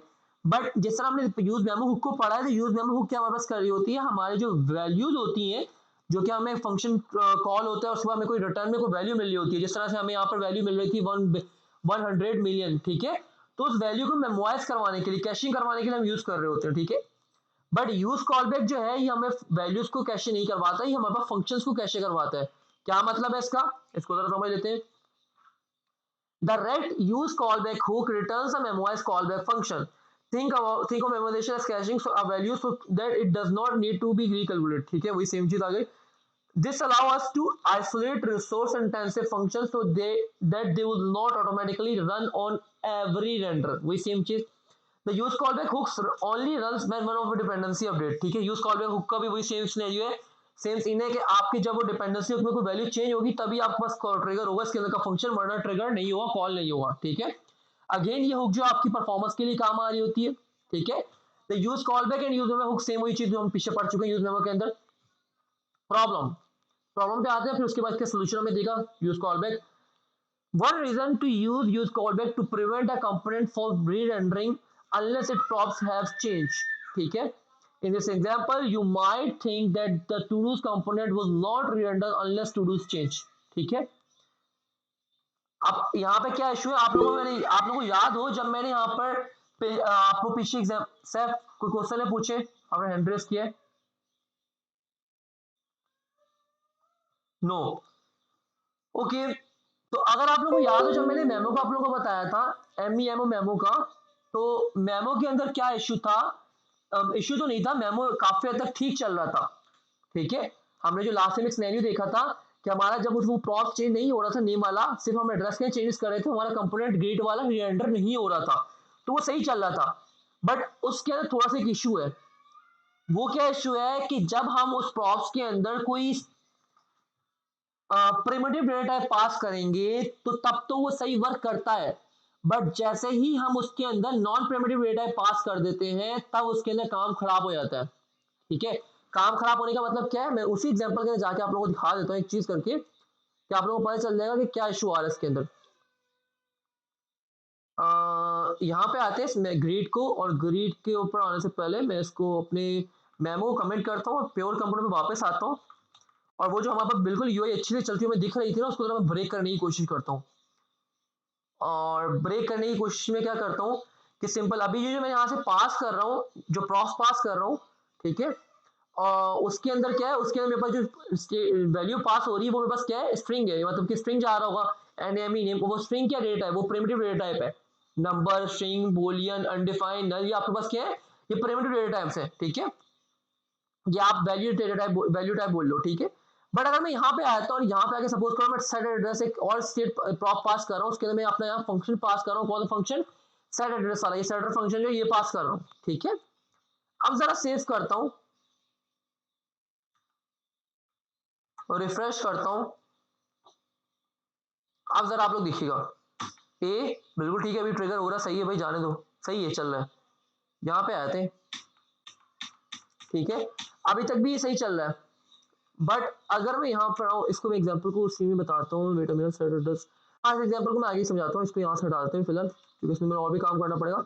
तो मैं यहाँ पे आता हूँ और कहाँ से मुझे हटाना है, ग्रिड के ऊपर जाऊँगा, और ठीक है, यहाँ पे ऐप के अंदर आकर प्योर कंपोनेंट में, ठीक है, अभी फिलहाल मैं इतना ही कर रहा हूँ। ठीक है, इस एग्जाम्पल को हम आगे समझते हैं इसी के अंदर, अच्छा इन्होंने समझाया हुआ है, इसको मैं क्लोज कर रहा हूँ यहाँ से, और यहाँ पे आते हैं। अब यहाँ पे उन्होंने एक एग्जांपल कंसीडर की हुई है, और वो एग्जांपल क्या, आपके पास ये एक ऐप कंपोनेंट में बनाया हुआ है, उसके अंदर हमारे पास दो स्टेट है, अगेन एक काउंट वाली, एक टू डूज वाली, वही इंक्रीमेंट के दो फंक्शन है, इंक्रीमेंट और ऐड टू डूज। ठीक है, और इंक्रीमेंट और ऐड टू डूज के बाद इन लोगों ने क्या किया हुआ है, एक आपके पास वही सेम चीज इन्होंने टू डूज का कंपोनेंट बनाया हुआ है, वहां पे टू डूज की लिस्ट पास की हुई है, ये आपके टू डूज वाला एरे। ठीक है, और ऐड टू डू वाला फंक्शन, ये फंक्शन इन्होंने बनाया हुआ है, ये फंक्शन पास किया हुआ है। ठीक है, और उसके अलावा एक काउंट की स्टेट बनाई हुई है प्लस वाली। ठीक है, और ये कि इन्होंने टू डूज का फंक्शन बनाया हुआ है। ठीक है, और इसको जरा हम चला के हमें चेक करें, तो यहाँ पे आप देखेंगे कि आपको मैं ऐड टू डू कर रहा हूँ, ठीक है, बिल्कुल सही, टू डूज ऐड हो रहे, काउंट पे भी क्लिक कर रहा हूँ प्लस वाले पे, तो काउंट भी इंक्रीज हो रहा है, बिल्कुल ठीक है। बट यहाँ पे भी एक इशू है जो कि मैं यहाँ नहीं समझा सकता हूँ, इस कोड को मुझे वहां पे लेके जाना पड़ेगा, तो उसको भी लेके चले जाते हैं। मैं कंपोनेंट क्रिएट कर लेता हूँ कॉल बैक के नाम से, call back, use call back होकर डॉट JSX, या कॉल बैक का बी स्मॉल ही कर लेते हैं, कोई मसला नहीं है भाई, कॉल बैक, एंड यहाँ पर आकर मैं इसको, सॉरी इस तरह नहीं, RAFC, और यहाँ पर आकर मैं इसको कोड को कर लेता हूँ कॉपी, इस पूरे कोड को मैं यहाँ से कर लेता हूँ कॉपी, सॉरी यहाँ से लेकर इस पूरे कोड को यहाँ तक कॉपी, एंड ये मैं यहाँ पे रिटर्न करवा देता हूँ इस तरह से। और ये टू डूज वाला अभी तक मैंने बनाया नहीं हुआ, कोई पहले से मेरे पास बना हुआ है टू डूज वाला, ये पहले से बना हुआ है टू डूज वाला, तो हम इस टू डूज को कोई और यूनिक नाम दे देंगे, और मैं यहाँ पे आता हूँ और इस टू डूज को, इसको मैं कॉपी कर लेता हूँ यहाँ से, और यहाँ पर मैं इसको कुछ और नाम दे देता हूँ, to to dos, call back to do नाम देते हैं इसको। ठीक है, नाम तो कुछ भी दे सकते हैं, कॉल बैक टू डूज कर देते हैं। टूडूज डॉट JSX इसको यहाँ पर, और इसको भी मैं कर देता हूँ यहाँ पे कॉल बैक टूडूज कॉपी एंड यहाँ पर पेस्ट और फॉर्मेट सेव। ओके और अब ये जो मेरे पास कौन सा कंपोनेंट है, मेरा कॉल बैक वाला कंपोनेंट है। Where is call back component, ये रहा कॉल बैक कंपोनेंट, और यहाँ पर आके मैं इसको कॉल बैक टूडूज का नाम दे दूंगा, ठीक है। और यहाँ पे आके यूज स्टेट को इंपोर्ट कर लूंगा, ठीक है, दैट्स इट। और अब इस कॉल बैक को मैं यहाँ पर आकर अपने ऐप के अंदर कॉल कर लेता हूँ, इसको कमेंट कर देता हूँ, और यहाँ पर आकर मैं इसको कॉल बैक को कॉल कर लेता हूँ इस तरह से कुछ फॉर्मेट सेव, और इसको मैं इंपोर्ट भी कर लेता हूँ कॉल बैक बी स्मॉल। और यहाँ पर आकर, अच्छा ये इंपोर्ट भी नहीं हो रहा भाई, इसका मतलब मैंने यहाँ पर इसका नाम जो यहाँ चेंज कर दिया, बट यहाँ पे कैपिटल आ गया था, तो इसको भी स्मॉल कर देते हैं। यहाँ पे कॉपी करता हूँ और यहाँ भी कॉपी करता हूँ, पेस्ट। और अब अगर आके मैं वहाँ पे सजेशन के लिए इसको पूछूं कंट्रोल स्पेस बार, तो अब आपको सजेशन मिल जाएगी, सेव। ओके और फाइल का नाम अभी तक कॉल बैक आ रहा है, ऐसा क्यों हो रहा है भाई? Okay okay okay okay back, ठीक है, call back call back call back, और यहाँ पर आए थे वीट के ऊपर रेड सॉल्व, सेव करता हूँ। और ठीक है, आपके पास यहाँ पे आ चुका है वो प्लस का बटन है, उसके ऊपर मैं कलर दे देता हूँ, वही सेम चीज, already included file name area, छोड़ो इसको क्या है हमें नहीं पता। खैर तो मैं यहाँ पर आता हूँ और इसके अंदर मैं आके वही सेम कुछ कलर वगैरह दे देता हूँ बटन के ऊपर, प्लस के बटन के ऊपर भी को कर देते हैं, या इसको मैं कहा BG ग्रीन 500। और ये कहाँ से आ रही क्लासेस, ये किस तरह से आ रही है, इसके ऊपर जब हम अपना पढ़ेंगे टेलमेंट पढ़ेंगे तो हम इसको देखेंगे डिटेल में, अभी फिलहाल के लिए इसको इग्नोर कीजिएगा। और इसको भी आके मैं यहाँ पे बैकग्राउंड कर देता हूँ फॉर्मेट सेव, और रिफ्रेश करते। तो ठीक है, ये मेरे पास माई टू डूज का है। अब ये अगर आप लोग गौर से देखिए, तो अगर मैं आया तो अपने ऐप के ऊपर और कॉल बैक पे आया तो ये मेरे पास कंपोनेंट है, और इस कंपोनेंट के अंदर मेरे पास आप लोग देख सकते हैं कि ये मेरे पास कॉल बैक फंक्शन कंपोनेंट है, ठीक है, टू डूज वाला। इसके अंदर मेरे पास क्या है, दो चीजें आ रही होंगी, एक ही मेरे पास हेडिंग लिखी हुई है H2 वाली, जो कि आप लोग यहाँ पे दिख रही है ये रही, और देन ऐड टू डू का बटन आप लोगों को दिख रहा होगा, ये रहा, ठीक है। बाकी यहाँ पर आपको ये लूप है टू डूज का, उस पर इटरेट करवा रहे हैं, और वो आपको कुछ भी नहीं दिख रहा क्योंकि आपके टू डू में कुछ है नहीं, एम्प्टी एरिया पड़ा हुआ है। और अगर मैं वापस आऊँ यहाँ पर अपने अपने कॉल बैक के ऊपर, उसके बाद आपको इसके बाद HR मिल रहा है, ये आपको हॉरिजॉन्टल लाइन मिल रही है ये रही, ठीक है। और देन आपको यहाँ पर काउंट के अंदर ये काउंट टेक्स्ट लिखा हुआ, और यहाँ पे काउंट की वैल्यू है जो कि 0 मिल रही है आपको, क्योंकि आपने ऊपर स्टेट में 0 रखा हुआ है यहाँ पर। और देन इसके अलावा आपके पास बटन है जो कि प्लस वाला है, दैट्स इट, और इसके ऊपर इंक्रीमेंट का फंक्शन कॉल हो रहा है, दैट्स इट। अब जरा अगर मैं यहाँ पे रिफ्रेश करता हूँ, तो आप लोग यहाँ पर देखिए आपको चाइल्ड रेंडर का लॉग मिल रहा है। चाइल्ड रेंडर का लॉग क्यों मिल रहा है, क्योंकि आपका कॉल बैक इसके अंदर आपके पास यहाँ पे अपने लॉग लिखा हुआ है, ये चाइल्ड रेंडर। तो क्योंकि जब आपको कंपोनेंट पेरेंट कंपोनेंट रेंडर हो रहा है, तो ऑब्वियसली बात चाइल्ड कंपोनेंट भी रेंडर आपको लॉग मिलेगा, क्योंकि वो भी आपको यूआई में नजर आ रहा है यहाँ पर, ठीक है। तो अब मैं आता हूँ यहाँ पर क्लिक करता हूँ प्लस के ऊपर, ठीक है।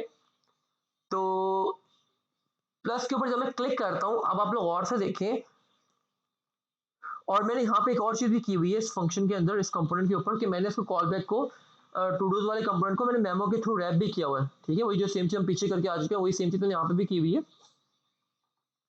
तो अभी के केस में क्योंकि मैंने इसको कॉल बैक के सराउंडिंग में रैप किया हुआ है, ठीक है। तो अगर मैं वापस आता हूँ, रिफ्रेश करता हूँ, ठीक है।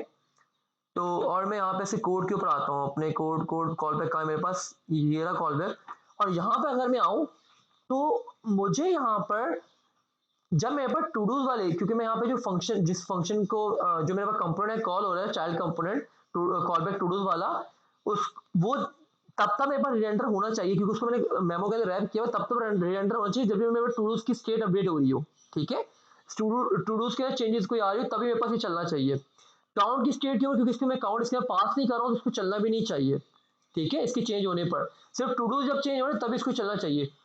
तो मैं अगर इसको रिफ्रेश करूं, और यहां पर अगर मैं आऊं यहाँ पर, तो आप ऑब्जर्व कीजिए एक चीज, कि जब मैं ऐड टू डूज पे क्लिक कर रहा हूं, अब ये चल रहा है, बिल्कुल ठीक है, चलना चाहिए। क्योंकि मेरे पास टू डूज वाली स्टेट अपडेट हुई है भाई, स्टेट अपडेट हुई है टू डूज के अंदर, मेरे पास एक टू डू आ चुका है न्यू टू डू के अंदर, यहाँ पे दिखा भी देता हूं लॉग करके आप लोगों को, लॉग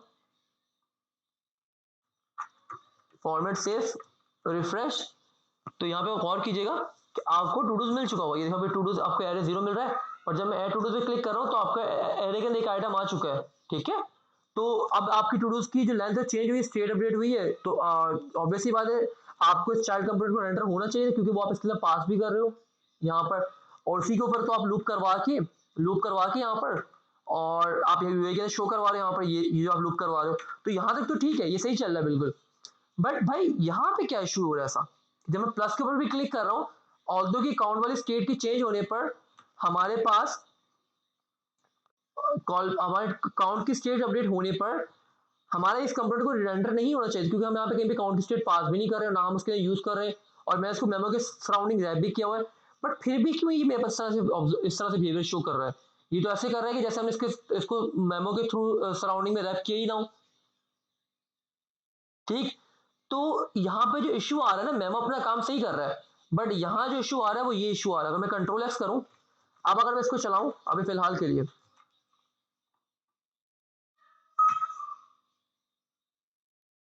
ठीक है, ओके, ओके ओके ओके, अगर अभी मैं यहाँ पे दिखाऊं, मैं इसको प्लस पे क्लिक कर रहा हूं, तब आप देख रहे हैं कि यहाँ पर अब आपके पास चाइल्ड रेंडर नहीं चला। ठीक है, तो मतलब कि मसला सारा कहां पर है, मसला हमारे पास इसमें नहीं है, इस मेमो मेमो भी अपना काम सही कर रहा है, क्योंकि अब देखो अब काउंट की स्टेट चेंज हुई है, तो आपके पास ये आपका कंपोनेंट रीरेंडर नहीं हुआ, मतलब इसके अंदर लॉग आपको नहीं मिल रहा है, कौन सा वाला लॉग, ये वाला लॉग।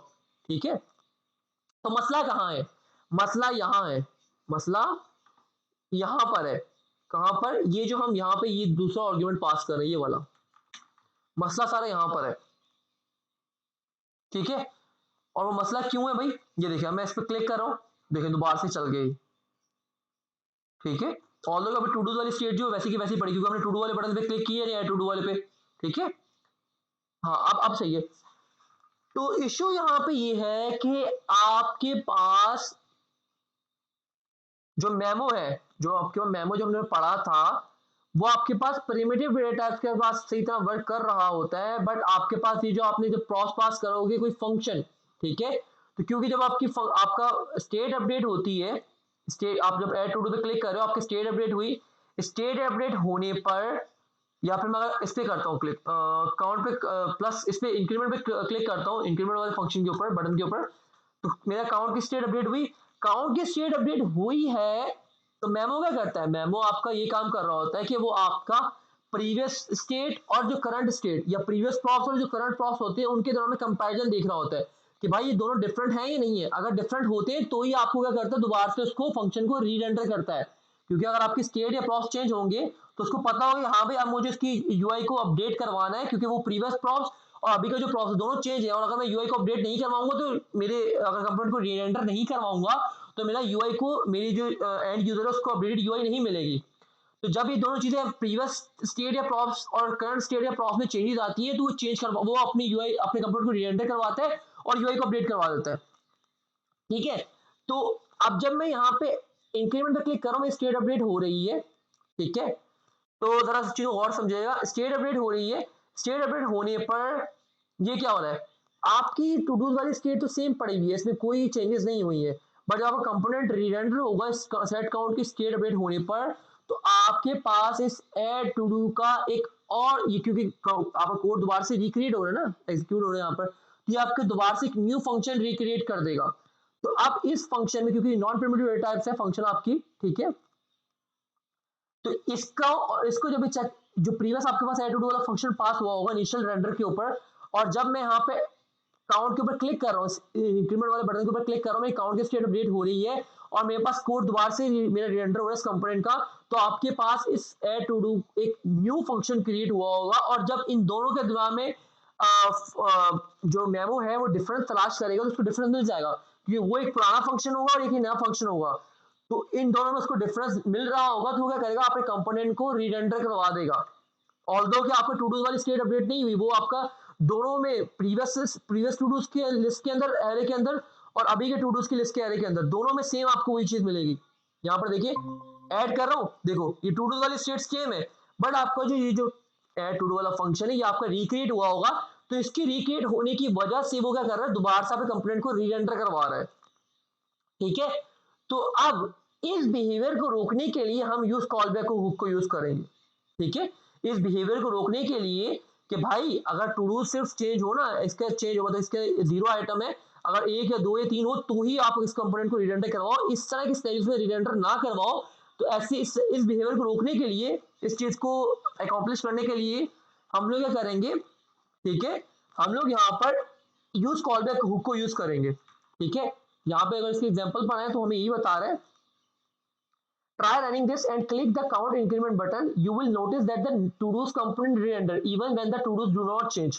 क्या बोल रहा है कि जब हम लोग क्लिक काउंट के बटन के इंक्रीमेंट पे क्लिक करेंगे, ठीक है, तो यू विल नोटिस, आप क्या नोटिस करेंगे कि आपका टू डूज वाला कंपोनेंट री-रेंडर होगा इवन बजाय, आप ये भी देख सकते हैं कि आपको टू डूज की स्टेट तो अपडेट नहीं हुई है, बट फिर भी आपका कंपोनेंट जो वो री-रेंडर हुआ है। Why does this not work? We are using memo, है ना, हमने यूज किया है मेमो को। So the to-dos component should not re-render since neither the to-dos state nor the add to-dos function are changing when the count is incremented. जब मैं increment कर रहा हूं काउंट की स्टेट, इंक्रीमेंट पे क्लिक कर रहा हूं बटन के ऊपर, तो मेरे पास सिर्फ काउंट की स्टेट चेंज हो रही है, ना ही मेरे पास टू डूज चेंज हो रहा है, ना ही मेरे पास एड टू डूज चेंज हो रहा है। बट फिर भी ये क्यों मेरे पास ये जो है मेरे पास जो चाइल्ड कंपोनेंट वो री-रेंडर हो रहा है? This is because of something called referential equality. ठीक है, every time a component re-rendered its function get recreated. Because of this the add to do function has actually changed, जो कि हमें नहीं लग रहा है कि चेंज हुआ है, बट वो एक्चुअली में चेंज हो चुका है। जब मैंने प्लस के बटन के ऊपर क्लिक किया यहाँ पर, ठीक है, मैंने जब यहाँ पर प्लस के बटन के ऊपर क्लिक कर रहा हूं, तो और देखिएगा इस चीज को, मैं प्लस के बटन के ऊपर क्लिक कर रहा हूं तो मेरे पास मेरी काउंट वाली स्टेट अपडेट हो रही है। तो काउंट वाली स्टेट अपडेट होने की वजह से मेरा कंपोनेंट री-रेंडर हो रहा है, और अब कंपोनेंट री-रेंडर होने की वजह से तो मेरे पास जितने भी मेरे फंक्शंस होते हैं वो दोबारा से रिक्रिएट होते हैं, और उनमें से एक फंक्शन जो है मेरे पास यहाँ पर अंदर पास हो रहा है इसके अंदर टू डू वाला, ठीक है, प्रॉप्स के थ्रू, क्योंकि दोबारा से रिक्रिएट हुआ है, और रेफरेंशियल इक्वालिटी की वजह से जो प्रीवियस फंक्शन था और अब की बार में जो फंक्शन है, दोनों में जब मैंने मेमो लगाया भी होगा इस कंपोनेंट के अंदर, यहाँ पर मैंने मेमो लगाया भी हुआ, ये देखो मेमो के अंदर मैंने रैप किया हुआ है, बट क्योंकि ये दोबारा से रिक्रिएट हुआ है तो मेमो को ऐसा लग रहा है कि भाई ये जो फंक्शन अभी आया है और प्रॉप्स के अंदर जो पिछली दफा आया था ये दोनों डिफरेंट है। तो दोनों को डिफरेंट कंसीडर करने की वजह से वो क्या कर रहा है, इस कंपोनेंट को री-रेंडर कर दे रहा है। ठीक है, तो ये इशू आ रहा है, मेमो से ही वर्क कर रहा है, बट कुछ रेफरेंशियल इक्वालिटी की वजह से हमारा वो मेमो की फंक्शनलिटी ब्रेक हो रही है एक तरह से। ठीक है, तो अब इस चीज को हमें फिक्स करना है, तो अब इस चीज को फिक्स करने के लिए हम क्या करेंगे, हम यूज कॉलबैक हुक को यूज कर लेंगे। ठीक है, यहाँ पे देखते हैं ये सब चीजें हमने पढ़ ली। सोल्यूशन क्या है? To fix this issue we can use the use callback hook to prevent the function from recreated unless necessary. ठीक है, अब क्या बोल रहा है कि ये एक नॉर्मल बिहेवियर है कि जब आपका कंपोनेंट री-रेंडर होता है स्टेट अपडेट होने पर, तो आपके जितने भी फंक्शंस हैं वो रिक्रिएट होते हैं जावा आपके रैक के अंदर। ठीक है, अब मैं चाह रहा हूं कि वो अननेसेसरी आपका रिक्रिएट ना हो। जब वो अननेसेसरी रिक्रिएट नहीं होगा, ठीक है, जब वो अननेसेसरी रिक्रिएट नहीं होगा, ठीक है, और उस फंक्शन को हम यहाँ पास कर रहे हैं तो रिक्रिएट नहीं होगा, तो जो टू डूज वाला कंपोनेंट या हमारे केस में यहाँ पर जो कॉल बैक टू डूज वाला फंक्शन होगा उसके अंदर रिक्रिएटेड होने वाला फंक्शन नहीं जाएगा, वो पुराना वाला फंक्शन जाएगा। तो जब वो वाला फंक्शन, पुराना वाला फंक्शन और अभी के बारे में जाएगा, और उससे पीछे पीछे वाली जो फंक्शन मेरे पड़ा होगा जो फर्स्ट टाइम पे गया होगा, दोनों रैक को सेम ही मिलेंगे, यूज मेमो को दोनों जो फंक्शन है सेम ही यहाँ पे लगेंगे। तो दोनों सेम लगने की वजह से आपके पास यूज आपका जो मेमो है वो क्या बोलेगा कि भाई ये जो है आपका फंक्शन री-रेंडर नहीं होगा, क्योंकि चेंज हुआ ही नहीं यहाँ पर, आपका ये फंक्शन रिक्रिएटेड तो नहीं, ये तो वही पुराना वाला फंक्शन यहाँ पे जाएगा, तो हमारा इश्यू रिजॉल्व हो जाएगा। तो अब इस इश्यू को रिजॉल्व करने के लिए हम इस हुक को यूज कर लेते हैं, use callback hook to prevent to does component from re-rendering needlessly. ठीक है, तो बस सिंपल हमें कुछ भी नहीं करना, इसे कॉपी कर दें,